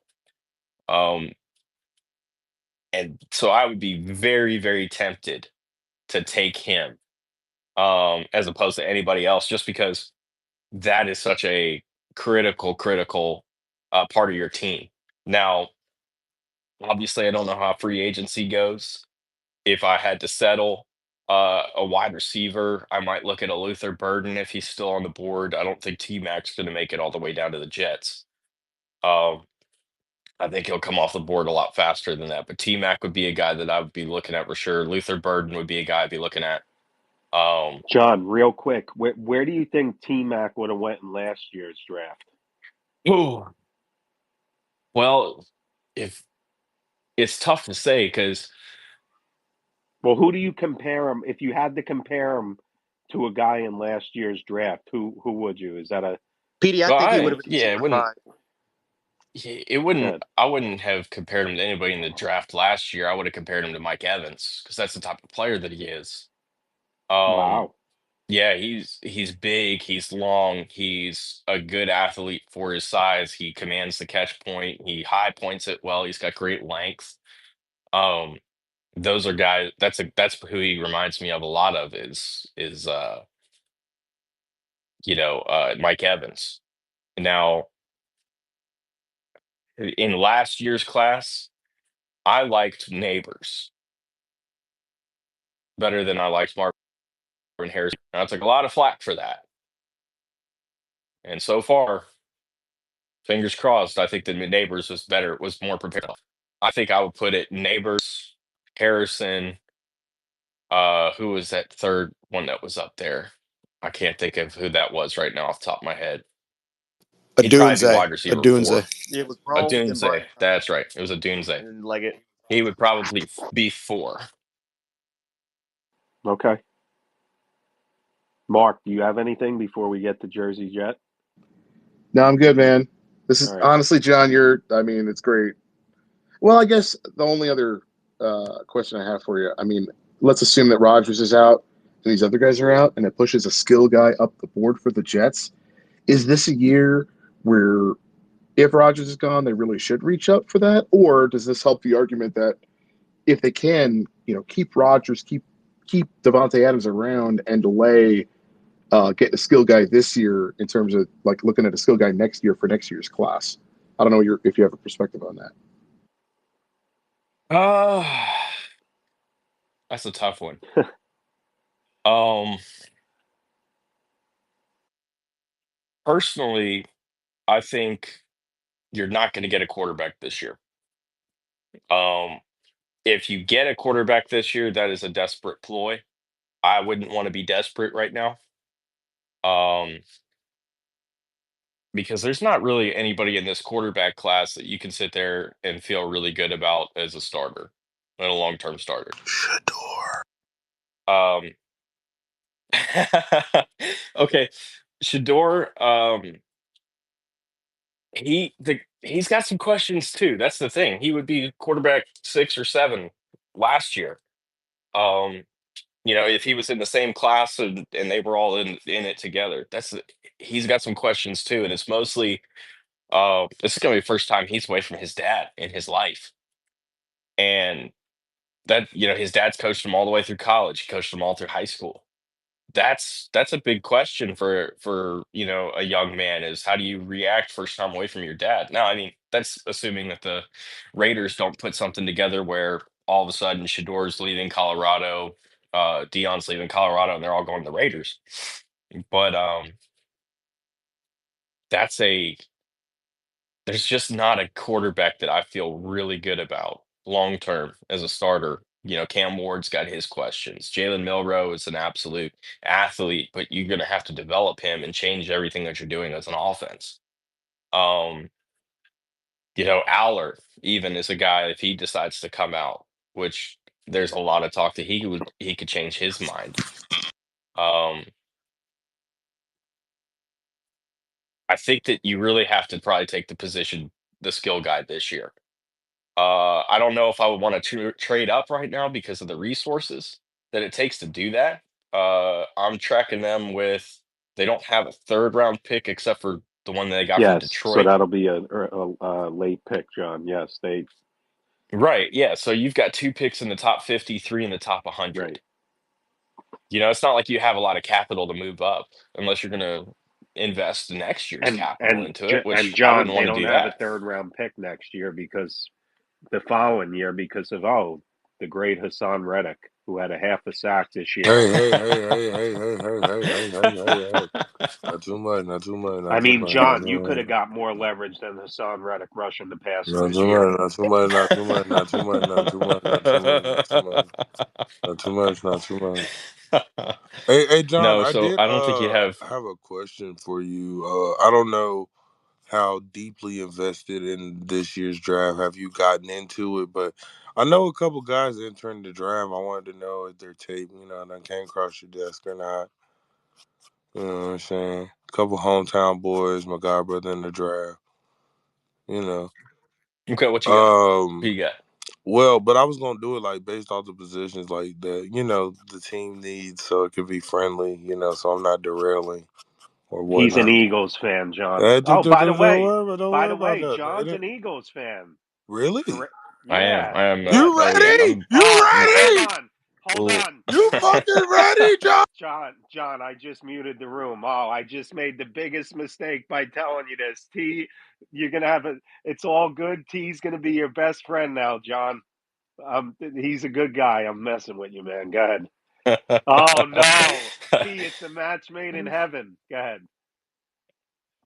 no, lifelong Eagles fan, goes back to um my aunt basically. So my mom grew up in We South play on my Jersey. birthday. That's just all I'm gonna say. That's all I'm gonna say. I'm going crazy over here.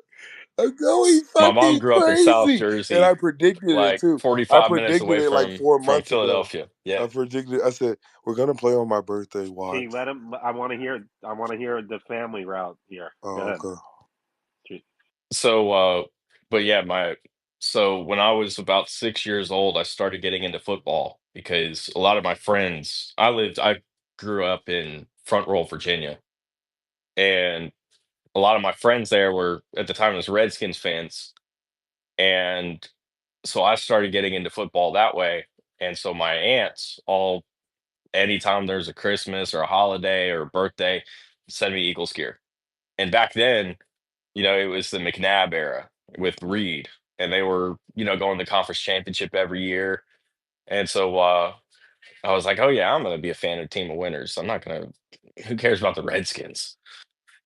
And I went the Eagles route. So yeah, lifelong Eagles fan. Now, a lot of people don't realize that about me because I try to keep my analysis objective. Try not to let my fandom. It's just like I'm a big Tennessee fan because I moved to Tennessee when I was pretty young, and when I got into college football, it was everything around here is Tennessee balls. So uh, it's all about being subjective and trying to take that fandom, that sort of favoritism out of it, and look at it from a neutral standpoint.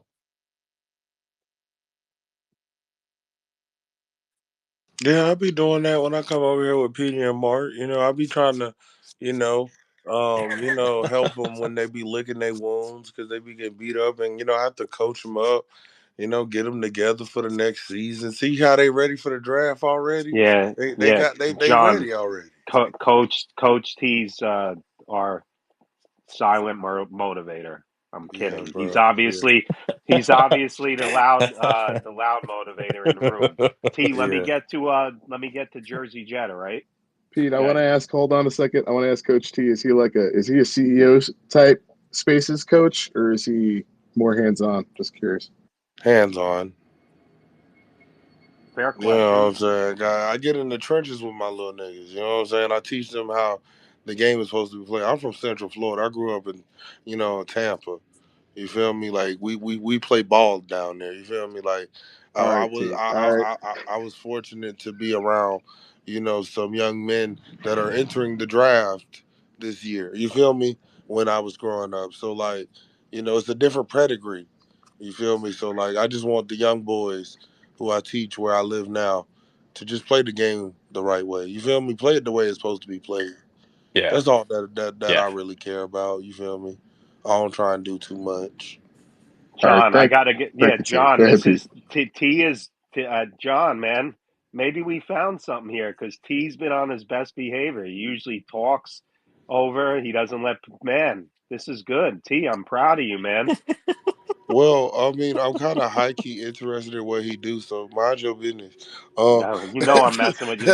Let T. Let's hey, get to hey, Jersey. Come on, let me get to the kid who's been waiting a while. All right, we'll get back to you, T. Don't worry. Jersey Jet, what's up? Good segue, huh? Yeah. Uh, John, I appreciate you doing this space. I remember last year I was in here when when PD had you in the space, in the commute. So you were talking about tight ends. What's your thoughts on Fannin? Because the Jets could also like wait till you think Fannin will drop to the second? Yes. Yes, I would expect Fannin to be there probably in the Mm-hmm. third as well.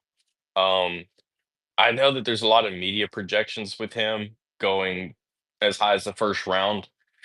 The thing is, he's a little bit on the small side, so he's 6'3" and he's, I think 250, which is thick for 6'3", um, especially at that size. And I think he really looks like he's got heavy feet to me. And I know a lot of people disagree with me, and maybe it's the games that I watched him in, but I felt like he had heavy feet. He wasn't as quick. He's not as crisp through his routes. And you get into that, it's not quite the same conversation as Brock Bowers because, you know, Bowers was 235. And now we're talking about a guy that's 250. But that size really concerns me a little bit. I understand he's the most productive tight end in college football history. 107 catches this year, 1,500 yards, like 17 touchdowns, like just video game ridiculous numbers.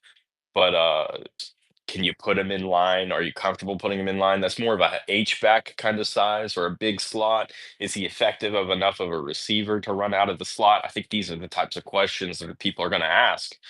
Um, Now I'm excited to see him in Mobile. I think that's going to help answer some questions because there's some good linebacker play that'll come down, some good safeties. Get to see him in one on ones, see how effective he is as a route runner. Um, but I think that a lot of those numbers that you saw and a lot of the production also comes from playing in the MAC. That's not one of the top conferences, even in the group of five anymore, when it comes to talent that's coming out of there. They really struggle to keep people there at the transfer portal. A lot of times they're bringing people up from Division II and FCS to fill spots on their rosters. Um, I think I think that the Senior Bowl will be a huge gauge. Combine will give us the numbers that we really need to know, like, okay, how fast is he really? How quick does he get out in his 10-yard split? Um, and I don't think it's going to necessarily be that impressive. Got it. Okay. Got it. Thank you.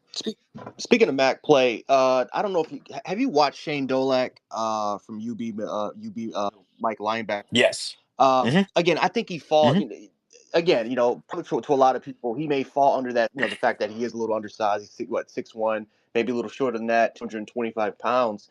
Um, Yeah, I've got him at 6 foot and 2/8. So that's yeah. 4 feet, So just over six yeah, foot. but I love his instincts, man. Like I love his instincts. They used him. I mean, again, he was if they had to use him in those pass rushing roles, he can do it. But what do you think? What do you think? I don't even has he even gotten a Senior Bowl or combine invite yet? Well, he's got another year Okay. of eligibility. Um, so I don't think he's officially in this class. Um, he did the red shirt in 23. He had the super year in 2020. That's what got him the extra year of Okay. eligibility. Um, I know that he had also briefly committed to Utah State last year because I was tracking him as a Utah State, and then he ended up decommitting and returning to Buffalo.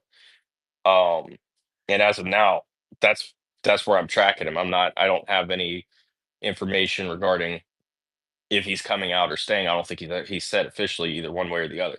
Um, but he's an average athlete. Um, Probably because your linebacker average is like in terms of testing a 4.7, 240, 34-inch vertical. That's about where I see him coming out. And I don't think that his play strength is as effective as it needs to be. And that part of that is because he is a little bit on the smaller side. I'll give you a great example. A couple of years ago, I really, really liked Servalsier Dennis out of Pittsburgh. Servalsier was instinctive, very quick to a spot. Well, what happened with him was he went down to the Senior Bowl and measured in, I think it's 6 foot and 5/8 and 230 pounds. And he went from being a second round prospect to a fifth round prospect just based on his size alone. Now he's played pretty well since he's been in the league, um, really as a third linebacker. So he comes off the field when you go into the nickel, comes back in when they go back to their base.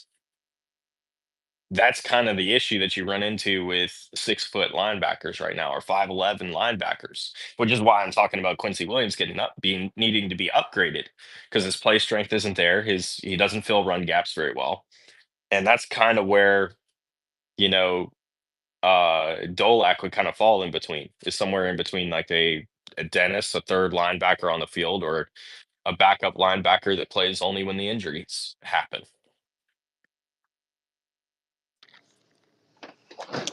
John, who is your top linebacker, inside linebacker?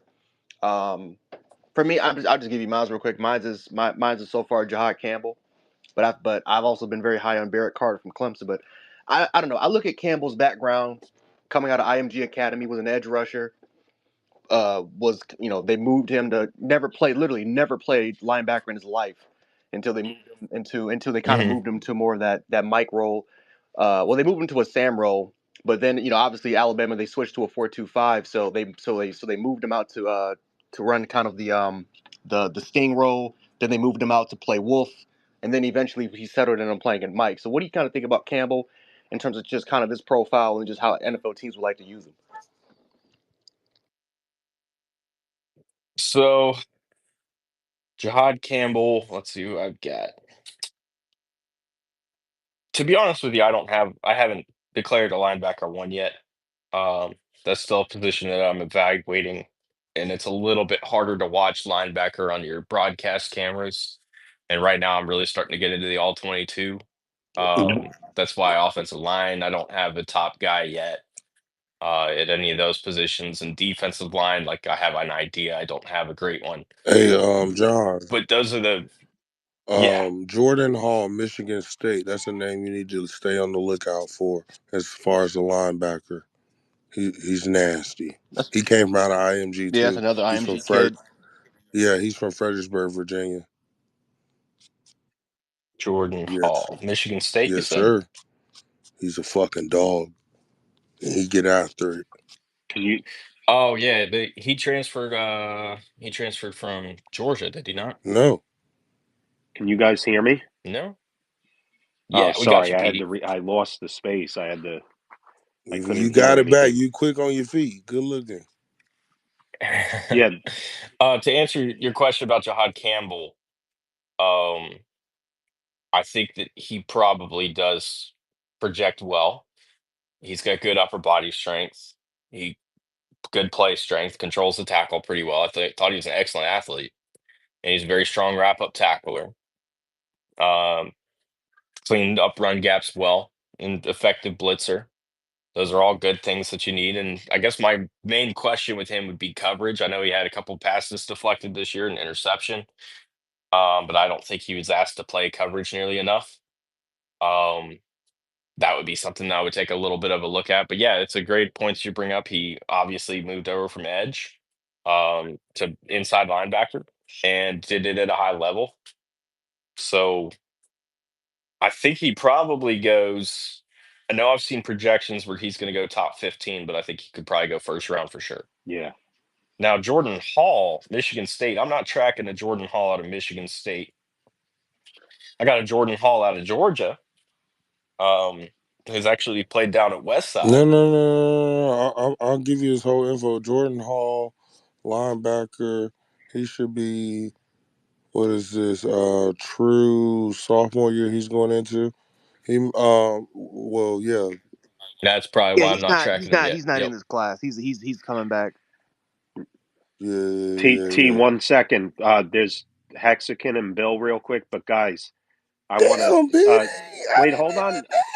No, no, no. Damn. I'm not. You'll hear me out here, guys. I want to thank people personally for donating to Mark's, you know, cause for, his daughter.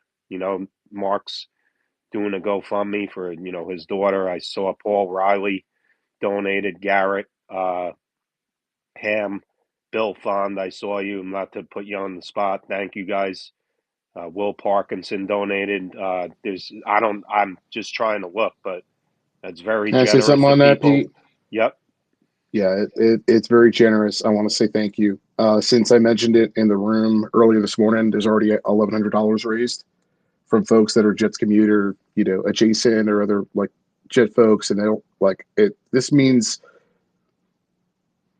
it means a lot to me and for my family uh, to do this. So even if you can't listen, every dollar it helps.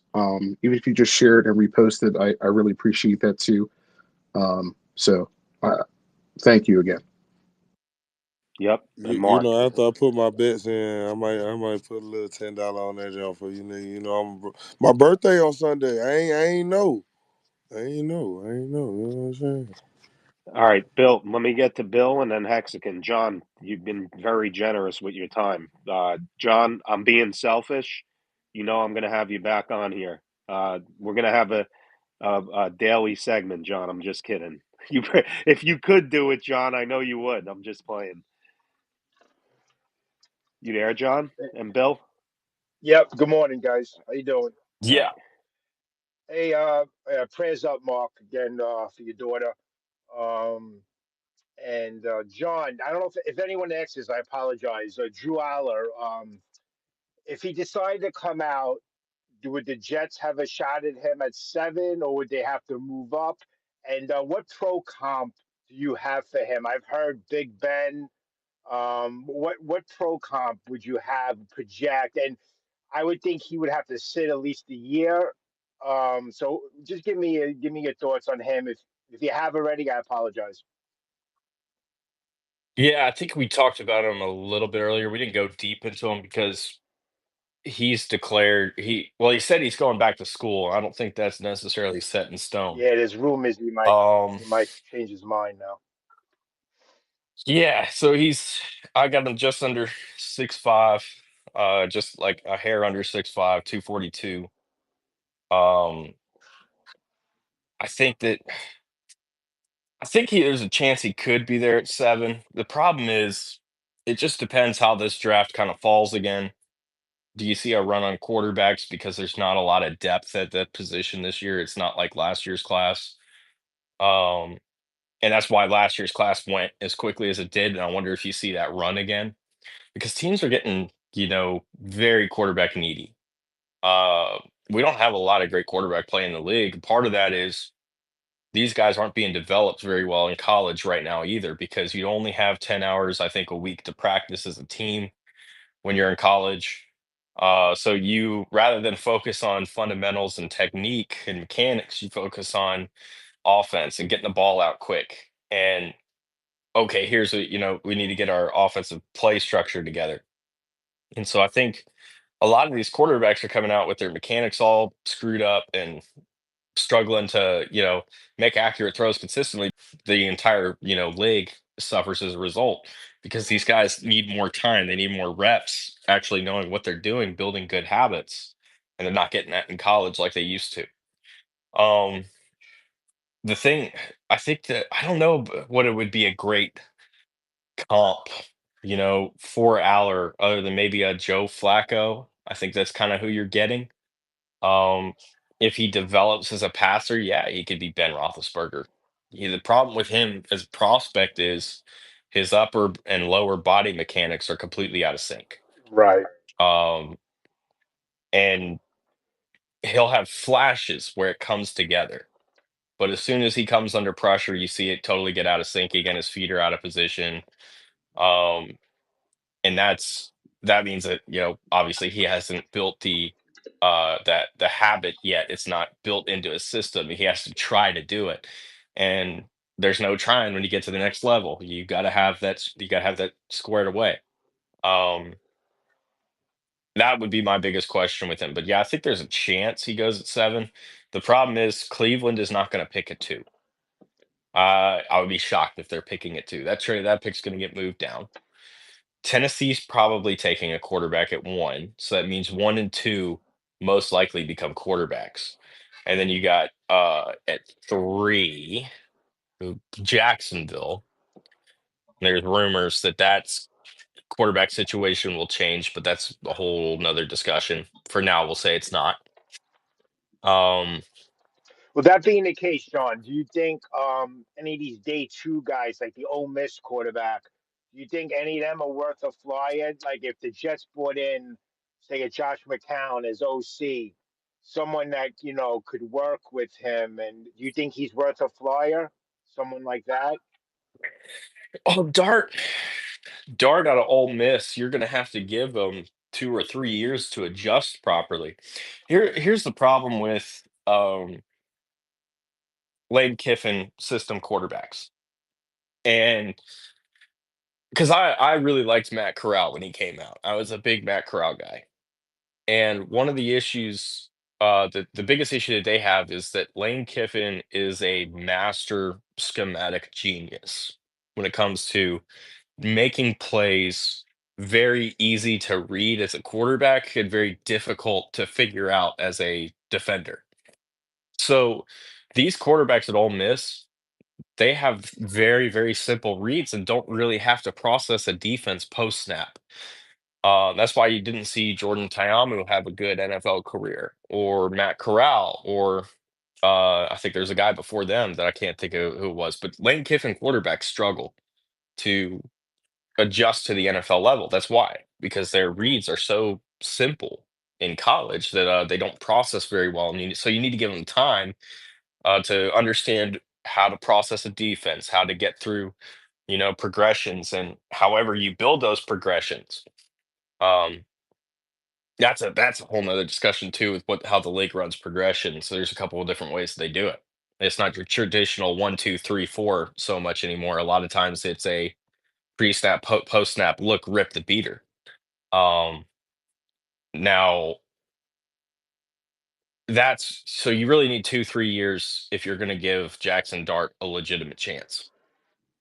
Otherwise, he's gonna get eaten alive as soon as you put him in there. The guy that I would be willing to take a flyer on, Yeah, I was just going to and ask you this would be that. a third round pick. There's probably two of them. And that would be Carson Beck out of Georgia. I know a lot of people didn't like his play this year. I think that they lost two of their top starting receivers before the season even started to domestic violence. Um, that rips apart a team. And I'm not just talking about losing those players that are supposed to start. I'm talking about the impact psychologically that has on a team to know that your teammate was going around beating people, beating women and specifically.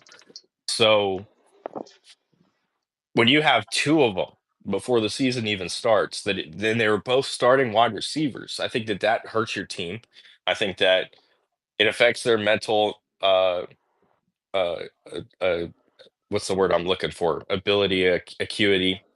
Um, and I think that threw off his timing from a schematic standpoint with the guys that he's working with on the field. So I think that was a big part of the regression that you saw this year from Beck is he's got guys out there that weren't getting first team reps that are now playing. They're now Yeah, starting. it's a good point. I would look So for Todd Monken to if he gets a job somewhere who needs a quarterback, I could see back and reuniting with him. I think I think another yeah, I that's a think another great big point there issue too. Yeah. is Mike Bobo.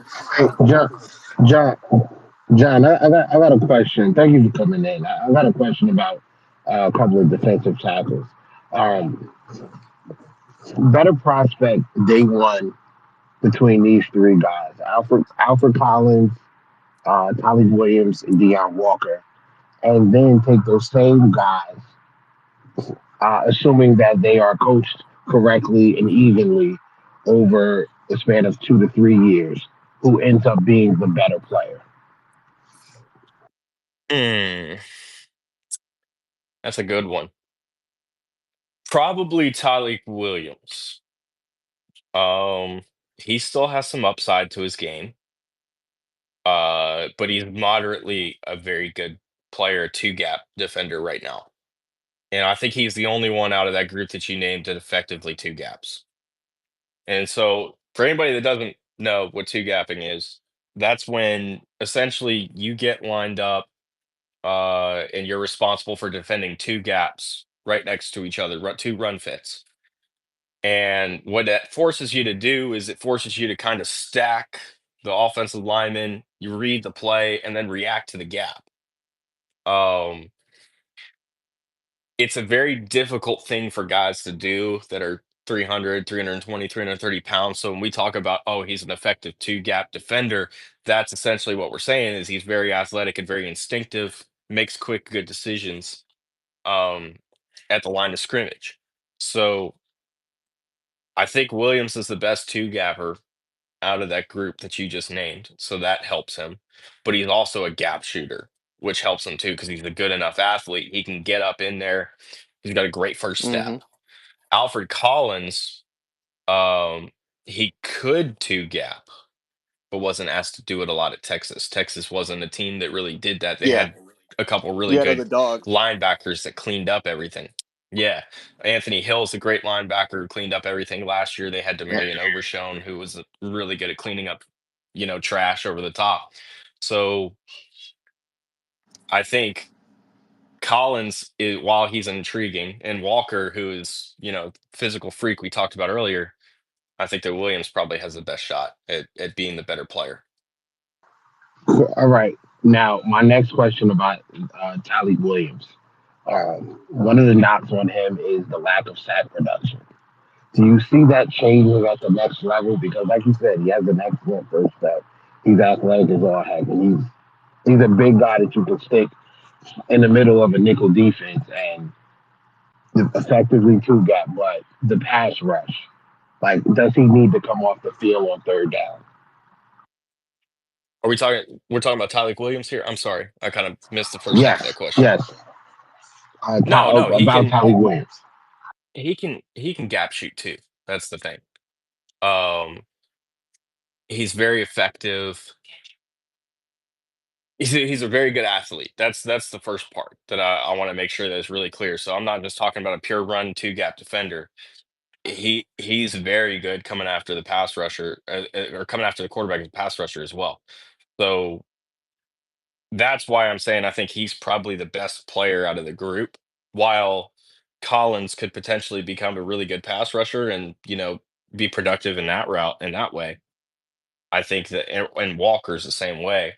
The overall skill set of Williams makes him overall the better player. Thank you very much. Is Hexagon still here? Did he leave? John, I want to get you out of here. You've been here over and out since 8:15, man. So, John, I mean, Can I say one thing to him? yes, You promise? You've been running a tight ship, bro. I yeah. had to Go ahead, leave, T. come back. All right, bet. So, John, I want you to look out for my god brother, Derek Canteen Jr., Cincinnati, DB. Oh, I know. I'm tracking Canteen. I've been Oh, you tracking like him for him? a few years now. Oh yeah. Ooh, nah, nah. I was Tell me hey, more. Tell I me was more. Tell me I what was you like tracking about him. Tell me what him. you like about him. Well, I like that he plays well in Really? space. Interesting. Um yeah, he now he tends to shoot low as a Yes, he tackler, but he does. plays well in Yes, he space. does. He played a low ball. I He thought he played a low ball. I like my corners to be willing run defenders, and he's a very willing run defender. Hmm. Um Do you feel like? Do and I you like the feel like? length. I like Do the you feel length. like a team could like honestly like sneak him and like make their defense better and like people wouldn't notice it? And Yeah, but he's gonna have to fill a nickel of spot course, somewhere. but I don't feel like that's the problem though. You feel me? But No. Everybody needs a nickel yeah, though, right? exactly. So there's two types of nickels that teams are running at the pro level right now. And so first off, it's a big nickel. So like a bigger safety, he wouldn't fit that. And then it's like a slot corner. So a smaller corner that's quick enough that can stay with people. Now I don't think Derek's got a ton of long end speed, but I think his estimate's at 4.58, which is about a tenth a second under average. Right. I feel Um, like I talked to him now, at Christmas. I'll tell you this. He said he ready for his pro day. And he should clock good. So I'm predicting a fofo. okay, No, okay, no. we'll see. We'll see. I'll be watching. I won't be at Cincinnati, but I'll be watching there for the results. Um, because all that stuff gets tracked in my draft guide that I All put out. right, yeah, yeah. Well, Um, that's good to know. Because everybody in the space they be hating.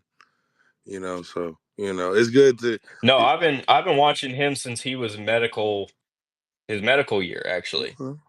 2021. He started two games in 2021. I built the profile for him July 26, 2021. That's when I started watching him. Okay, all right. That's good. I felt like he played real good against Colorado.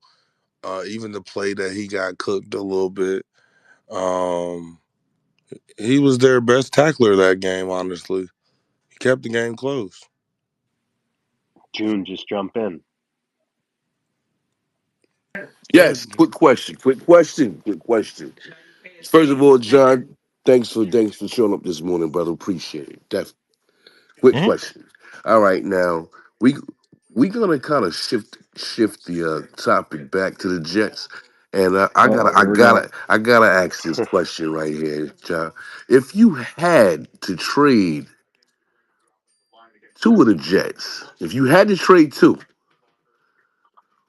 which ones would it be? Give me the first one that you would definitely trade, and give me the second one that you would trade for draft capital. Hmm.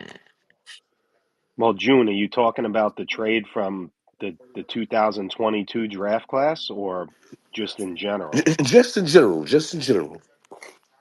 Okay. Let them cook, PD. Let them No, cook. I'm just trying to find out where June's going here because he changed the whole conversation. That's tough. That's tough. I have to trade two in this scenario, I think is what you're saying. Correct. Yeah, John. Okay. John, you have So no choice. You have to do it, or you're not allowed back on the space.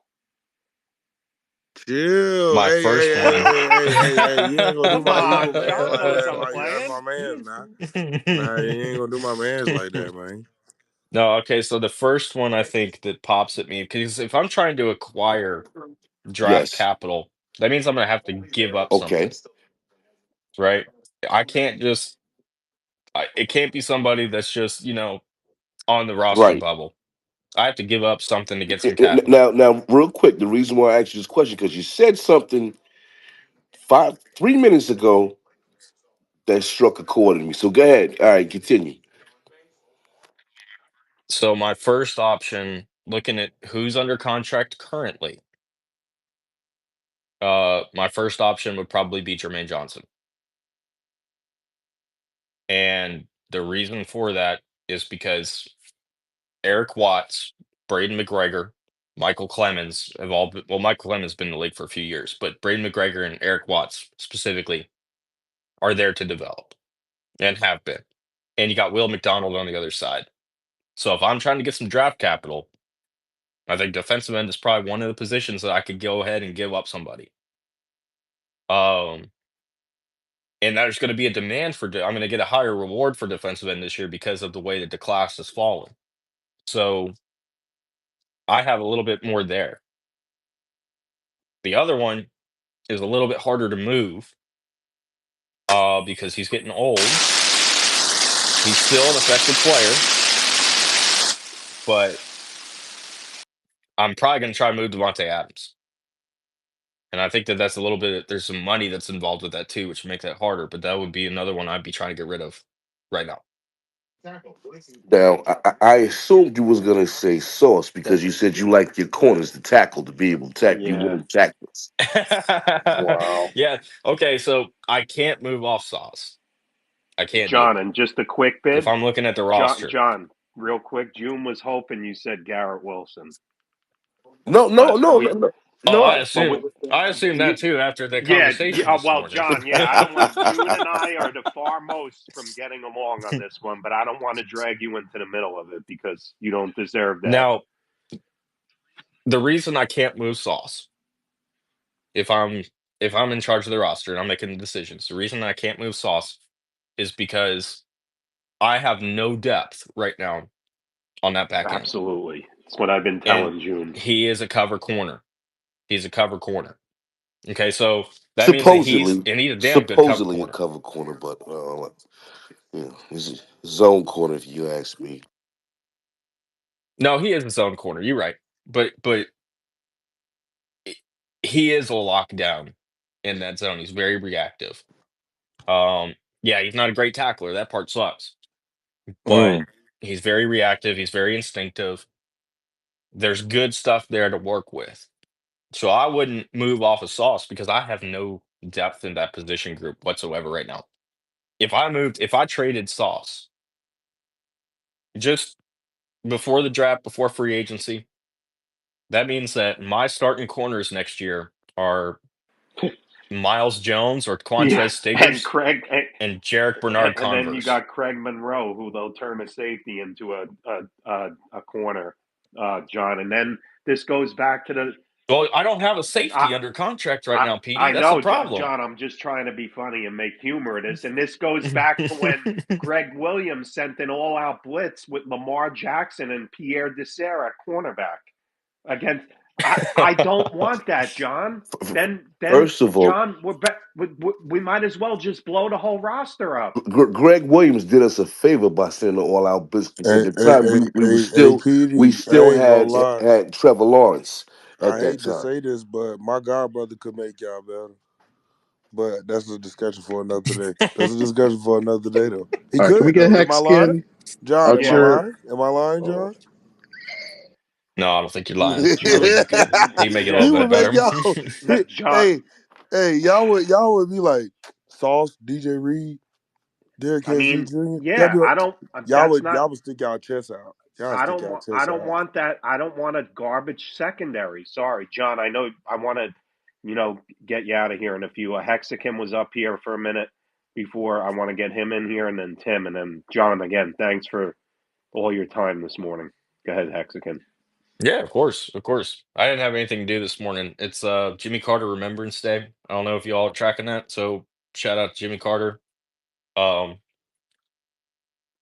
I don't want to get all political here, okay? So I'm not going to do that, but I'm just going to say that we've been joking at work all week that we've needed Tuesday and Wednesday off too because this one's hitting us hard. Yeah. Well, by the way, John's. Thank you for your service. I don't want to reveal everything that you do, but No, I mean it's okay. I work full time for the National Guard. So today's federal holiday. I literally had nothing to do this morning. And so PD had asked me last week if I come on the show this week, and I said, "Man, like Monday some weeks is really good." And then I was like, "Oh wait, Jimmy Carter Remembrance Day. I can do that morning. I'm not going to be at work." yep. Hexakim, thanks. Go ahead. Thank you very much, PD. So, John, I remember you from last year. John, thank you very much for being on the show and taking these questions. All right, Mhm. so last year, I think I overheard you say that Bowers was either the best player in the draft or the best athlete in the draft. Now, I've been a long suffering Jet fan, and our tight end, the one that comes to mind for me as being a great tight end of the Jet was Mickey Schuler. Now, you go back in history, and Mickey Schuler played 14 years and had 5,000 yards for the Jets. The young Bowers kid just did a fifth of that his first year. Had broke the rookie record in catches, and now everybody's telling me that the Jets need a tight end for next year's draft, that they have to pick one in the first round. Now I'm freaking laughing hysterically over here because I swore up and down that the Bowers boys should have been silenced and should never be spoken of again. And now, can you just please tell me that there's somebody in this year's draft that's going to eclipse what Bowers has done, will do, and will continue to do? Because I envisioned Wilson, Hall, and Bowers for the next 5 years of my life, enjoying life as the New York Jets offense just rips through the NFL year to year to year, no matter what QB we had. Because, by the way, Bowers played in an offense that ranked 26th in the freaking league. And all he did was contribute 20% of their total offense by himself in the first year. Now, please, John, the revered John, you told us last year and we didn't listen. Is there somebody that can take this ugly, disgusting taste out of my mouth and silence me for the coming years and tell me that there's a tight end that can at least come to 50% of what Bowers will be in the future? Thank you. Yeah, I told you. I told you. I told you that's who I would be very tempted to Tyler take. Warren. And it's Tyler Warren. Tyler Warren, here. Let me pull up his numbers Hey, real quick hey, because hey, they hey, John, are can I tell you something pretty funny? phenomenal. Can I tell you something funny? Penn State got another What you got? tight end over there on ice that nobody know about, and I know where he from. Oh, I know exactly who you're talking about. The I'm boy tracking from him. He's Fredericksburg. a good one. Ooh, Oh yeah. you know about him too. Hmm. Oh Oh, yeah. he a dog. Yo, He's a I'm dog. sad because John, you have a new best friend in T. He's gonna leave me now. Okay, so Tyler Warren has another game to play. I think they're playing Tonight. tonight. Okay. So tune in tonight. Uh Hexakid. Tune in tonight to Penn State Notre Dame because you're going to see a show tonight. All right. Both of them actually have good tight ends. Mitchell Evans last year put together probably the most impressive Yes, game he did. I've ever seen a tight end put together. That's a Notre Dame guy. Yeah, he was a good. He's good. But he was hurt, so he missed I think the first part of this year and isn't playing. Hadn't really played 100%. He looked pretty good against Georgia too. Looked like he was moving at 100% again. 100 Tyler Warren this year, 128 targets, 98 catches. That's a Wow. 76.6% catch rate. 1,158 yards, 8 touchdowns. That's receiving. Now, 655 of those yards after the catch at a 6.9 average depth of target. Okay, so 6.9 is pretty good for a tight end because a lot of times you're running stick routes, you're running underneath routes. He's only got 3 drops this year. That's 3%, which is a pretty low number, all things considered. And he's made some hella catches through contact, especially in the red zone. Drew Aller has a 121.2 passer rating when targeting Tyler Warren. Now, Warren, here's the thing about Warren that people don't realize, I think, that don't watch a lot of college football or Penn State. I'm going to give you another stat. Warren is 6 of 6 this year throwing the ball Yeah, he's a with a touchdown. quarterback. He's only had what 3 years of experience playing the position. He was a quarterback. People don't know about that. Yeah, he was in high school. Well, Well, he's been playing tight end really obviously, since he got there. obviously, But but Mhm. in terms of camps, and here's another one. Here's another one. 23 run attempts for right? 197 yards. That's 8.6 yards a carry Yeah, and four he's an touchdowns. That's athlete. tough. The dude's I one hell of ain't. an athlete. But So you're gonna see tonight, you're gonna see Tyler Warren not just play tight end, not just play inline, not just play H back, not just play fullback, not line up in the slot or out wide, not just all that. You're gonna see him play some wildcat quarterback too. it's crazy. Yeah, I remember. Hey, hey, I hey, remember checking him out when he was in Atlanta. He was Atlanta for Rivals, and he was a quarterback. He was mostly just throwing. hey, John, Yep. how tall is that boy from Fredericksburg again? Ain't he like 6'7"? He ain't quite that tall. Hang on, I'll What give he like you 6'6", 6'5"? his junior.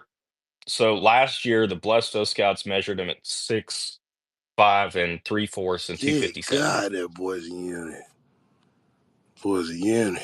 Let Boy, me get good God, Tim. Go ahead. boy's a unit. What's up, guys? What's up?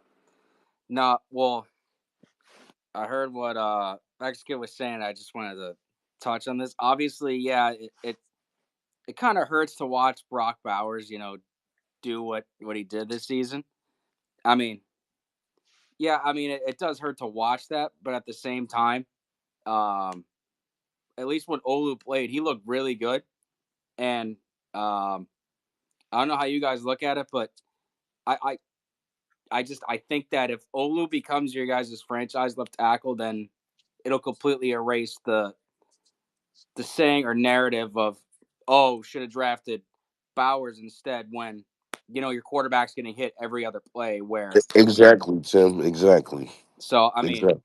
like, Yeah, no, and you're not going to get a tackle this year either, right? That's going to step yeah, in. I like the don't think that's plug going and to step play. in. That's going to be a starter in the Right. draft. Yeah, you don't have that. Um, so I think that the Olu pick for the long run was a good one, right? Because Carter Warren is probably going to be able to hold up at right tackle if you have to play him. If you don't go get somebody in free agency, he's a good swing tackle for sure. But he could probably hold up at right tackle. Now I evaluated him a couple years ago out of Pittsburgh.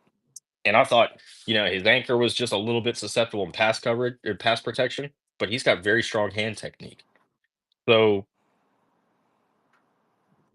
he's also got great length. I mean, his arms, he's 35 and 3/8 inch arms, which is ridiculously long.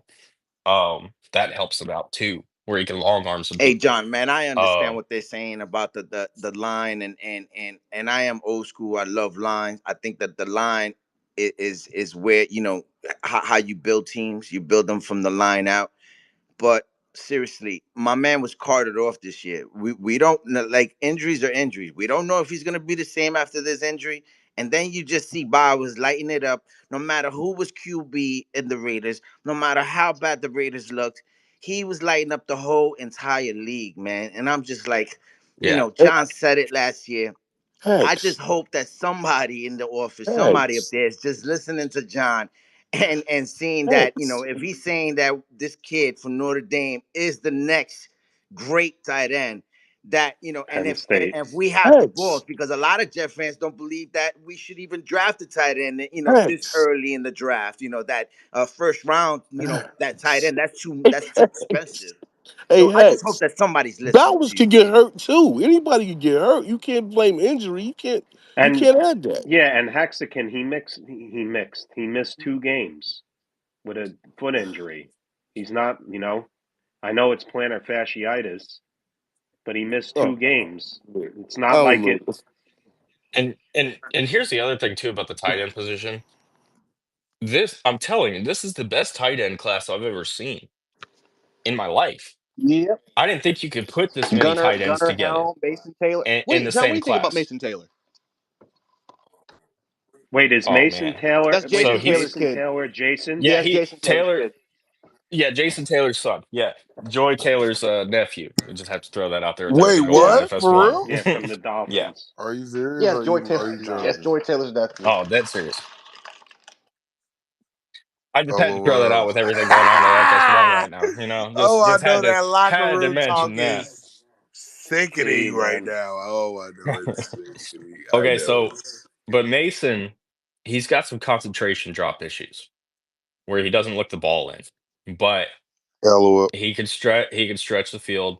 He had a third to fourth round grade on Blesto last year as a junior, which when you're on Blesto as a junior, Blesto is one of the advanced scout groups but you've got two major advanced scout organizations in the NFL, right? That teams actually partner with.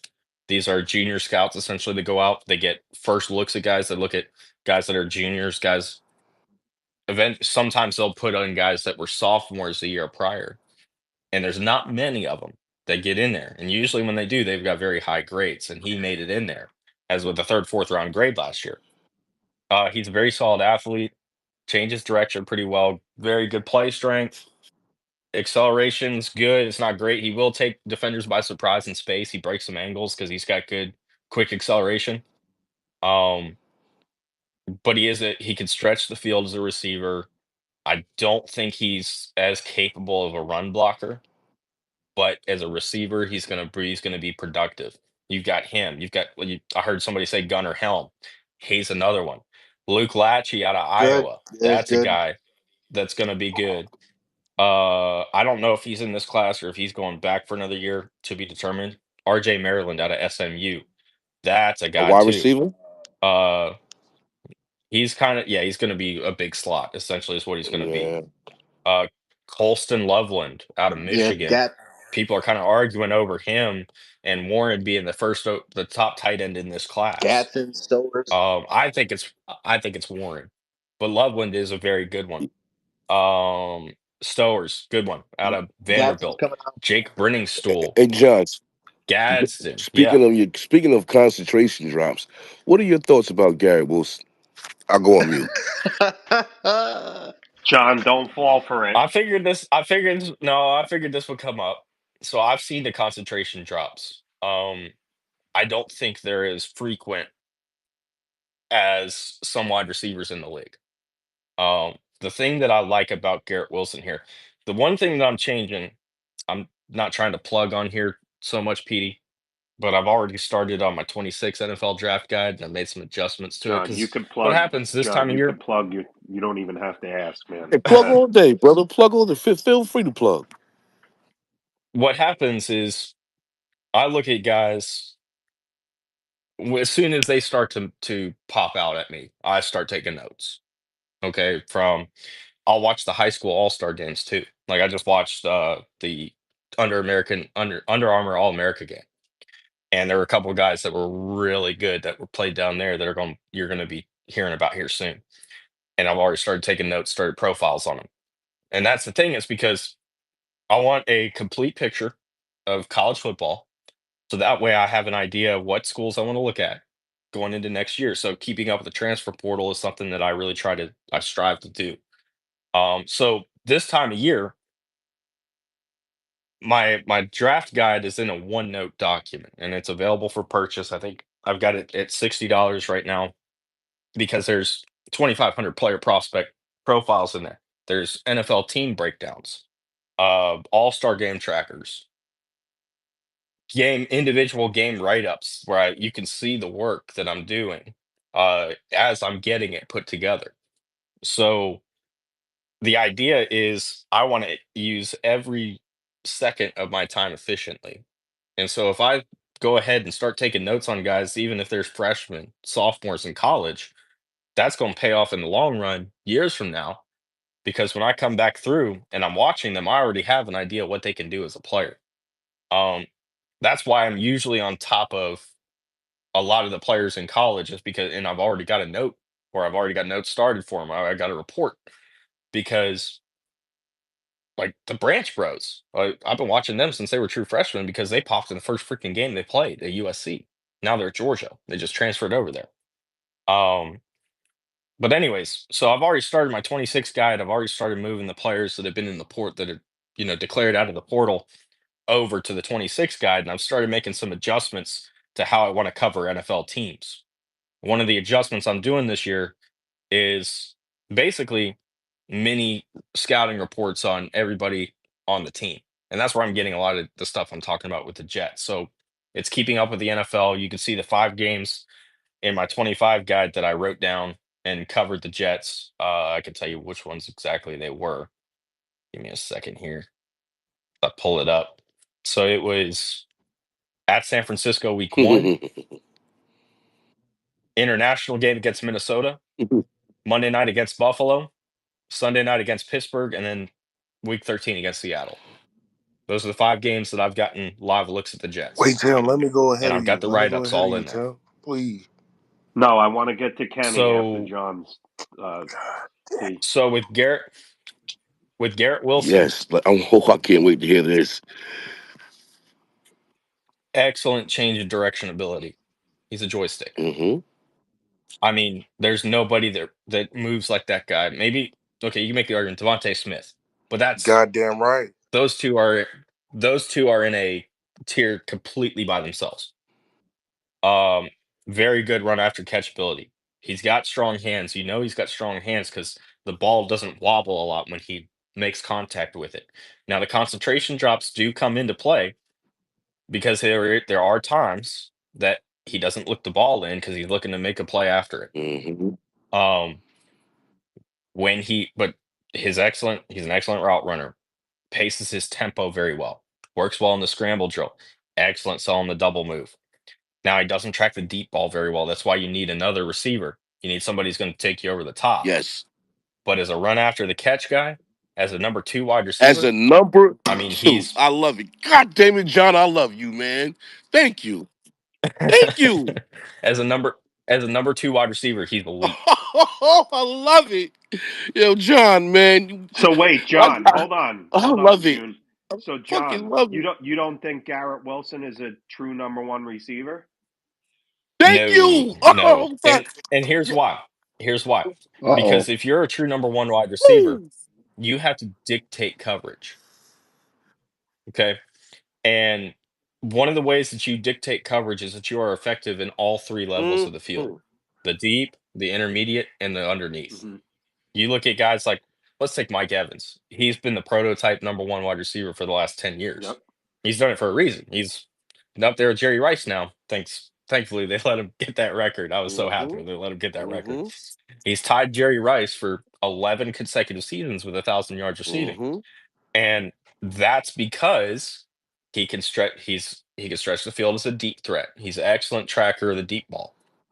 He's very good through the intermediate routes where he cuts with those intermediate crossers. Very good through his breaks. And at 6'5", he runs low to the ground. So I think I might have told this story last year. I don't remember if I did on here. I ran into Jerry Rice himself actually when he was at the Senior Bowl last year because his son, Brendan Rice, was at the Senior Yep. Bowl. And when I saw Jerry sitting there, he was at this bar in a hotel, the main hotel where the players stay. He was sitting there and he had 49ers jacket on with the 84, and I had to do a double take. I was like, wait, is that Jerry Wait, Rice? John, did he show you all of his rings like he did to the Eagles fans? No, no, he didn't flaunt them like that. No, but I'm ADHD as fuck, so I'm like, I do a double take, and I'm super, obvious about it. And he sees me, and I walked over there, and I just said, "Hey," I said, "You don't know me, Jerry. I know you, obviously." I said, love watching you. I just want to come over and say hey, introduce myself. And so we started talking, talked for a couple of minutes. And I said, yeah, I thought your son didn't look too bad here. He goes, man, I've been trying to tell him he needs to get down lower. He needs to run lower so he can get through his fucking breaks the way that he needs to. Wait. I got a And I'm lineman to like, ask you about. Wait, T, I and got to I get to and I'm T, hold Kenny. on. like, Oh man, T, I'm take a like, nap for a minute, T. I did take a nap. Yeah. Go ahead, Joe. I was struggling to understand exactly what he was trying to tell me. And he saw that and he got up out of his chair. He said, "Look, when I ran routes," and he squats his hips down and he goes, "This is how I ran routes. This is how I ran. I don't get to the top of my break and drop my hips like all these motherfuckers are doing out here anymore." And he's like, "I've been trying to tell him he needs to do that, but he thinks he's got to sink his hips when he gets to the top of his route and get in there. And you're telling the DB where you're going." And that's what Mike Evans does so well is he already runs low. So when he hits the top of his break, he's running straight through at full speed. Mm. And that's how he can be a good route runner at 6'5". So Garrett Wilson doesn't stretch the field well enough as a deep ball threat, because he struggles to track the deep ball. And so that's what really holds him back from being a one. Is Devontae Smith would have the same issue. Now Devontae tracks the deep ball better, but he lacks the physicality and the size to dominate when he goes up over the top. No, he don't. So We come down with whatever. I ain't never seen him get mouse ever, All right, and Kenny. you know and Ken, that. I've seen Kenny, it happen a jump in, couple times. Kenny. I've seen it happen a couple times. Kenny, jump in. What's going on, guys? Hey, John, What's I got up, kid? a couple of questions for you. Huh? Uh, Out of the quarterbacks that we've been watching in the playoffs so far, Will Howard has looked the best. I know Cam Ward put up big numbers in the first half that he played before he decided to pull himself out of the game. And I've mentioned it on it. What is your rankings of quarterbacks basically, and one guy in particular, Kyle McCord? Where does he fit in drafts? Second, third round? So McCord could I go like third. this thing right here. I think June, I think you mute, see a lot of the please. quarterbacks. I see a lot of the quarterbacks that are going to go that we could see go second, third, probably slip to the fourth. That's because you're going to probably see the quarterback needy teams rush in the first round and try to take somebody. That's why, like I got blown up on Twitter last night. I got ratioed real bad because I said Jalen Milroe's expected to go first round, and he is. Now, would I take him first round? Hell no. No, I Yeah, wouldn't take him first round. somebody, But he's expected to I go think somebody's gonna do it, John. because there's. So I think And I guess your top quarterback in this class, in my opinion, is Shador Sanders, and it's because he's the overall best, safest pick. He'd be the one I'd be comfortable taking, and it's because I know he can process the defense. He played a West Coast style. Um, you're going to be a little bit limited with his tools. You're going to have to protect him, but he's the guy that I like the best, just safest. Ward would be my two because he's going to make crazy, awesome plays. You're also going to live with the mistakes that he makes. Um, and then Ward, there was a whole ordeal with Ward and his camp and me last off season that was blown way out of proportion. I may hold that against him a little bit. Um, Number three, if Aller declares, that's where he's going to go for me because he's got some mechanical issues he's got to work out. But so right now, three for me is probably Milrow, and it's because of the pure upside that he brings. He's an elite athlete. He's going to be right up there with Lamar Jackson as an athlete. He's got a very good arm. He's got a cannon.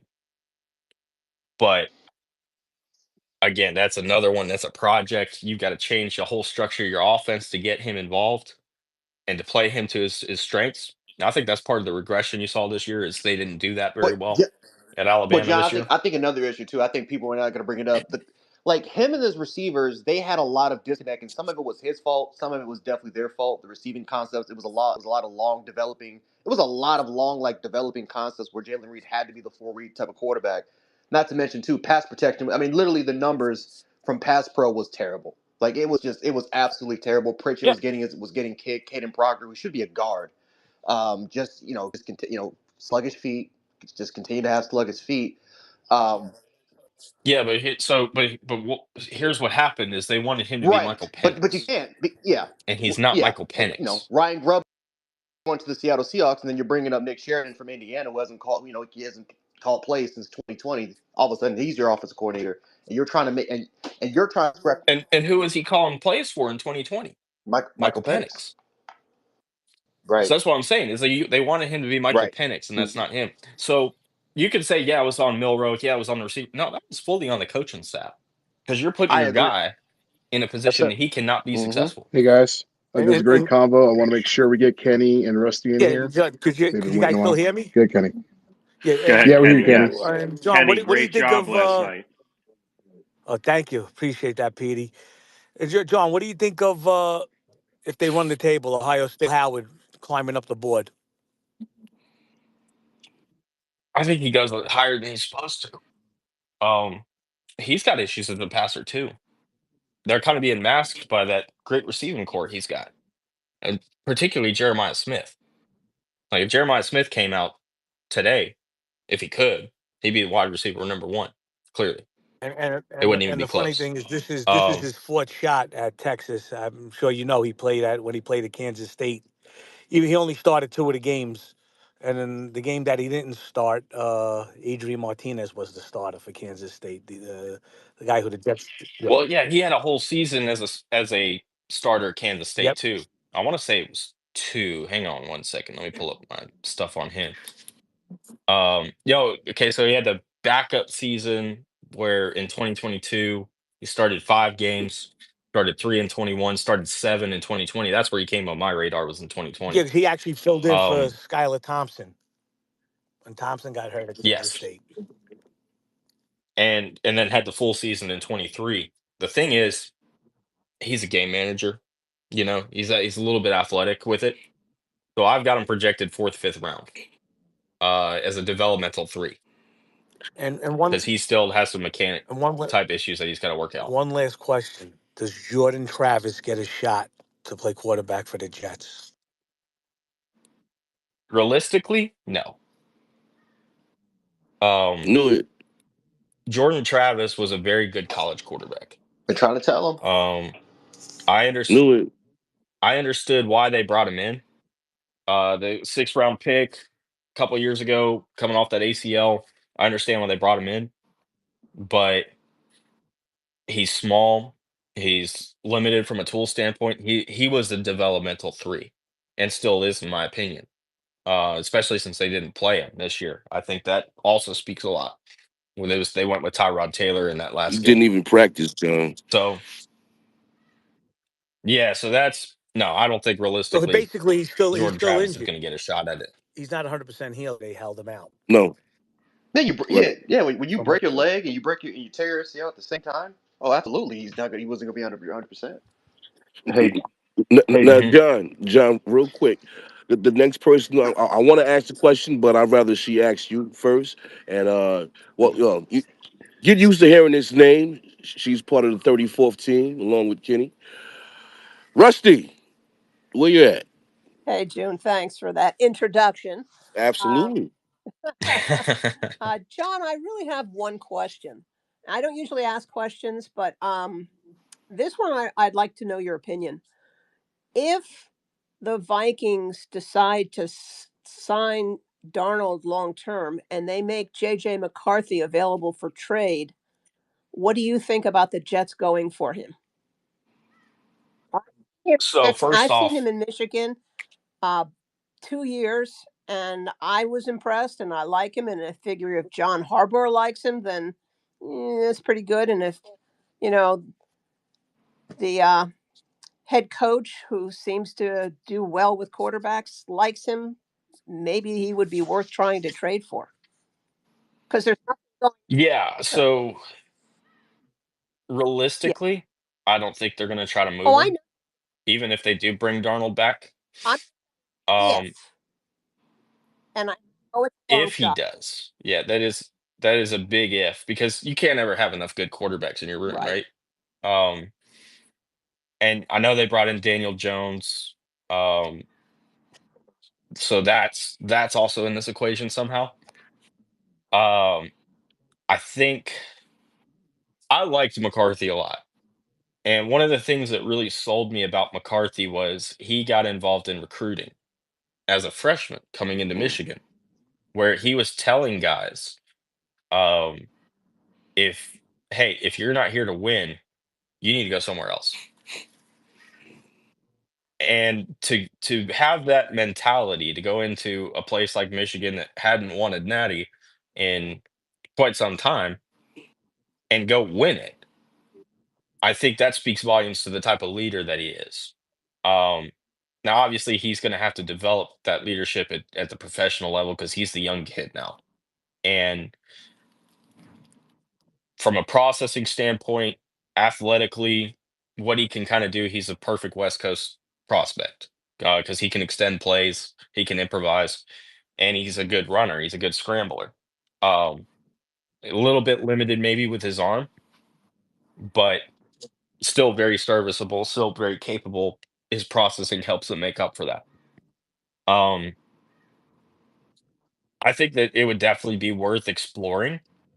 The problem is I don't think you would have nearly um, the capital that would be required to go get him. What What do you think Um, he'd go for? Realistically, you're gonna trade for him like you're trading for a top five pick. So that's the only way the Vikings would move him. They're gonna hold him as a top five pick. And so you're gonna have to give up multiple ones and probably a second and a third to get him, unless you got a veteran player to offset the second or third. Well, we do have And those. I don't think Well, we you what do now? have a few of those that we could trade, but I You do have them, but do you want some of to them, yes, put that capital into one player is the question. I understand. But if that quarterback becomes your franchise quarterback, then it's worth it. But multiple ones plus twos and threes and that I don't see.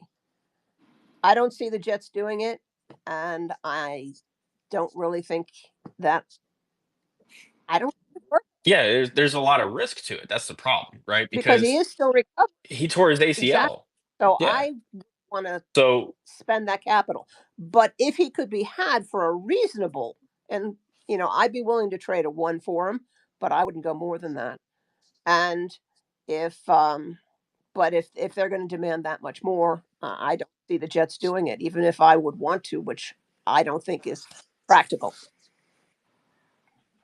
I don't think it'd be practical right now for them to get them. They have too many But he needs. would be worth You know, trading for if it was a reasonable cost, right? It, I think so. I think you could make it again. It depends on the offensive scheme that you want to run too. Do you want to put the ball down the field a lot? Do you want to run a traditional West Coast? And that's to be determined. You know, scheme fit is just as is almost as important at the quarterback position than it is any other position. We've been sitting here talking about Milrow being asked to be Michael Penix, and that didn't work.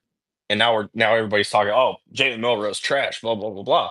Well, they totally forgot about the tape they watched last year where he put that team on their Right, back and they went to right. the playoff where they And probably John, real really quick, shouldn't have. Tommy Reese, if you can remember in the first half of the year, he tried to make him into a pocket passing quarterback, but then changed the offense and made the receiving concepts a lot more simpler. And what happened? Jalen Murrow was kind of carrying the offense on his back.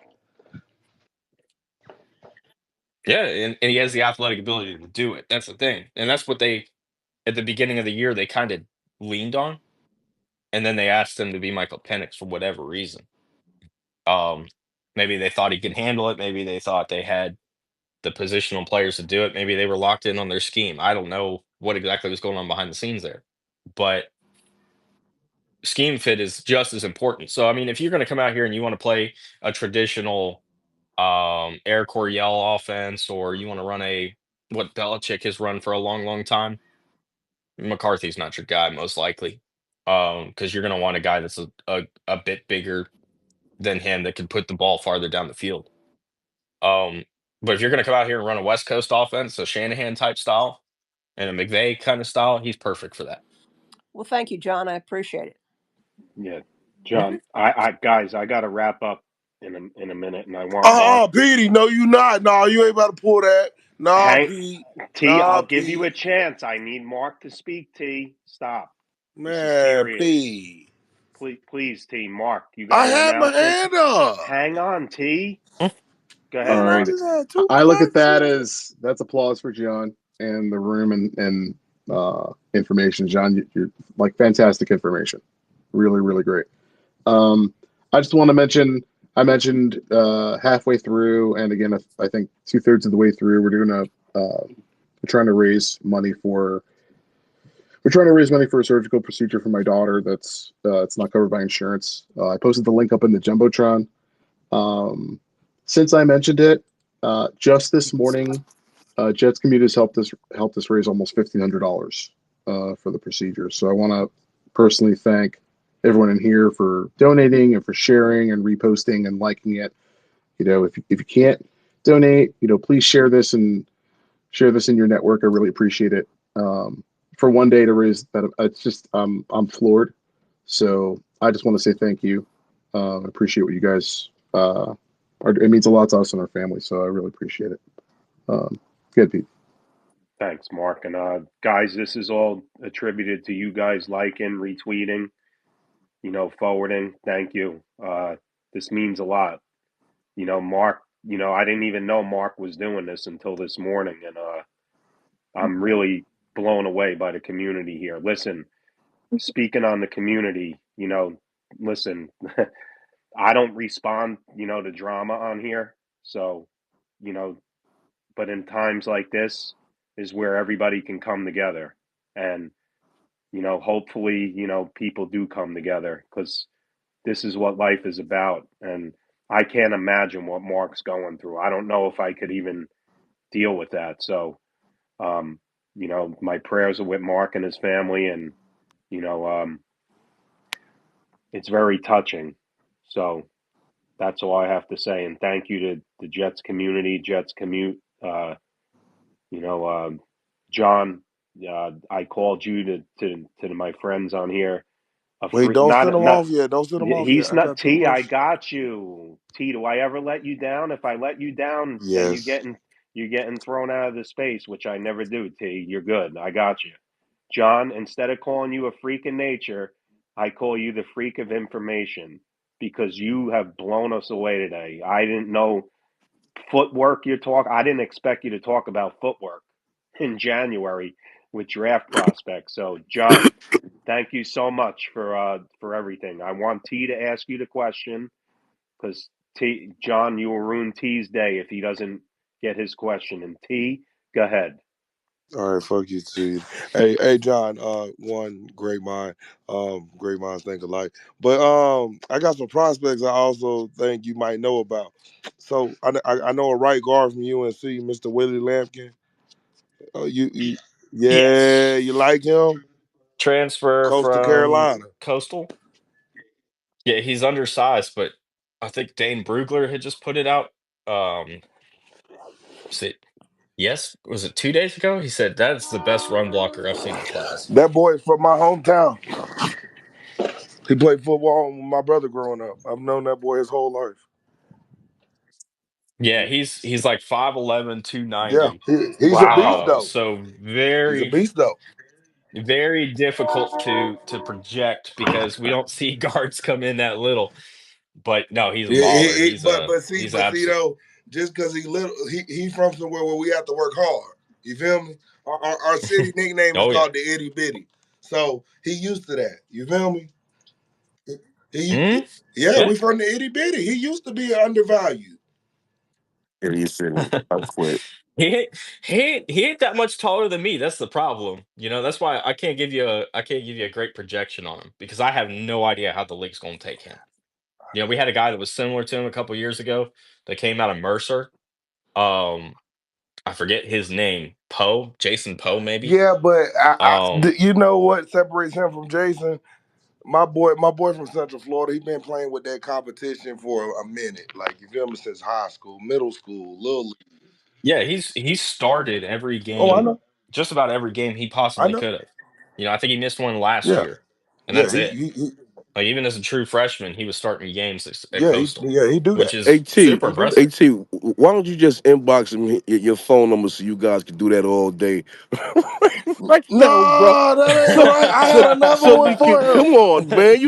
I want You ask him about well half the since we have an nation. expert here today, I want the expert to tell you the things that y'all never believe when I say No, it. no, no, So the no. expert tells you It's you not. No, believe it. no, it's not that. It's It's not that. different when an It, it, expert tell it's you, so it, you have to respect it, it. it's that it's just time consuming to run through every team in the country. That's I'm all. not running. I know the Well, players' names and stuff. we do it T real quick because we do have to. I usually end at 10 o'clock. Yeah, So, we do you have extra what's the hour. next guy? Oh, I was gonna say James Gordon, the fourth, from Florida. He's a linebacker. Have you heard about him? Let me see. No, I'm not Shut tracking up! him Oh yet. my God. Sorry, my Look, dog. even your dog, like, come on, man, feed me. What are you No, doing? no, no! Don't do that! Don't do that! Don't bring my dog Yeah, into this! Don't bring my you hear dog your into dog, this! like, come on. Don't bring my dog into this! Yeah, that's what Don't he bring should my say. dog into this, Come man. on. No, I'm not tracking James Gordon yet. Okay, Not well, yet. you might want to go back and look through some tape. Come That's a on. good. He started off at Minnesota, came back home to play for the hometown team.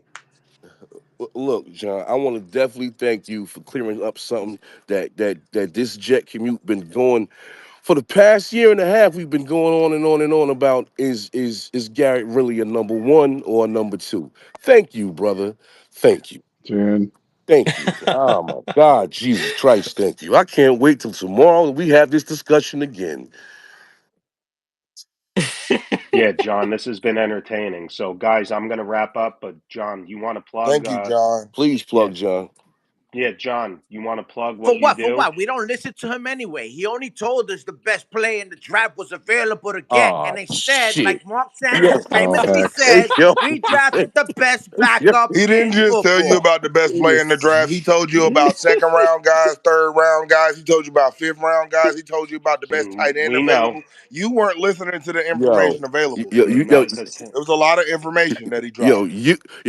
Hexagon and T need to have their own space. I guarantee you that will be the craziest space ever. I promise you. I yo, promise. I on don't know some, how we hold would on, do it. We hold probably on. would beef with each All right, I'm going to mute the room. Welcome to Jets Commute. That will be a show where there's just T and a host and a co-host. Hexagon and Coach T. A lot of A yelling, nobody lot can of it. A hear. lot of it. Just messing with you, And a dog in the guys. background. Ooh, come on. Listen, John's in here. I want to just thank him again. John, please just John come off mute. Thank you again, John. I'll be in touch. Appreciate you almost being in here for 3 hours, man. Thank you so much, man. Thanks, And Sean. plug your Appreciate you, John. brother. Plug what you do. Your podcast or whatever too. All right, John. Hey, Hmm. hey, John, thank you So, for putting a couple boys out there on the radar today.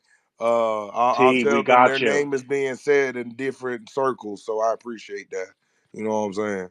I know all them boys I named you yeah, of today, course. man. So, So I appreciate that. You knowing who they are, that says a lot to me. You know Yo, what I'm Eagles saying? wear the ugliest green on Yes, earth. they do. Can we let John oh my Yes, God. rap and guys, get come on. So, Go ahead, John. Sorry about that. so you can you can check out my show. It's the Sick Podcast with Draft Vogel. Uh, Trying to drop it twice a week. I just started this job with the guard, so I didn't get a lot of episodes out during the season, but we're back in the swing of it now. We should have one dropping tonight, and we dropped one on Monday night. So you can check out the show there. It's on YouTube. It's on Apple Podcasts and all that. My draft guide, I think it's on, the link is pinned on my Twitter account here, or X, whatever we're calling it now. And then I'm doing the daily prospect now on draftvogel.com. So it's a daily scouting report that comes out highlighting a specific player. Right now we're focusing on underclassmen, and getting caught up on all that, but during the off season it's going to continue all year long, 365 days a year. So you can check out, so just to keep up with some of the top players that are coming out in the draft. So that's where you get all my stuff. All right, John. Well, I'll be in touch. Have a great time in Mobile. I know you said that you would check in live from there, so that would be great. But I'll be in touch offline, brother. Absolutely. You Thank you, got it, Pete. Thanks, man. Big Sean. Real quick, I want to still thank everybody for the donations for Mark. Absolutely, we appreciate that. Um, Woody, if you're listening, Brick, if you're listening, Jarek, want to help me out? Oh yeah, Tear it down. Oh, Oh tear wait, this John, you didn't say the motherfucker down. phrase. Come on, before you sign off, say it. Go Birds. Five oh Yes, God, fly. John, I'm not Are going sir. to you mute kidding you, me? John. Let's go Broncos. P, you're getting Look moved at down for that. that one. They said, "Let's go." Wow. Tear it All right, down. guys. Hey, I knew you weren't gonna mute him, so I was gonna No, make him say it. I'm closing. Mark. All right, that's it. Mark, you want to say anything before we get out of Yeah, here? just the last note. So, over $1,500 raised this morning. One show, and it helps a lot. Thank you from me. Thanks for my family. It really does mean a lot. You know, we do this room. Pete and I.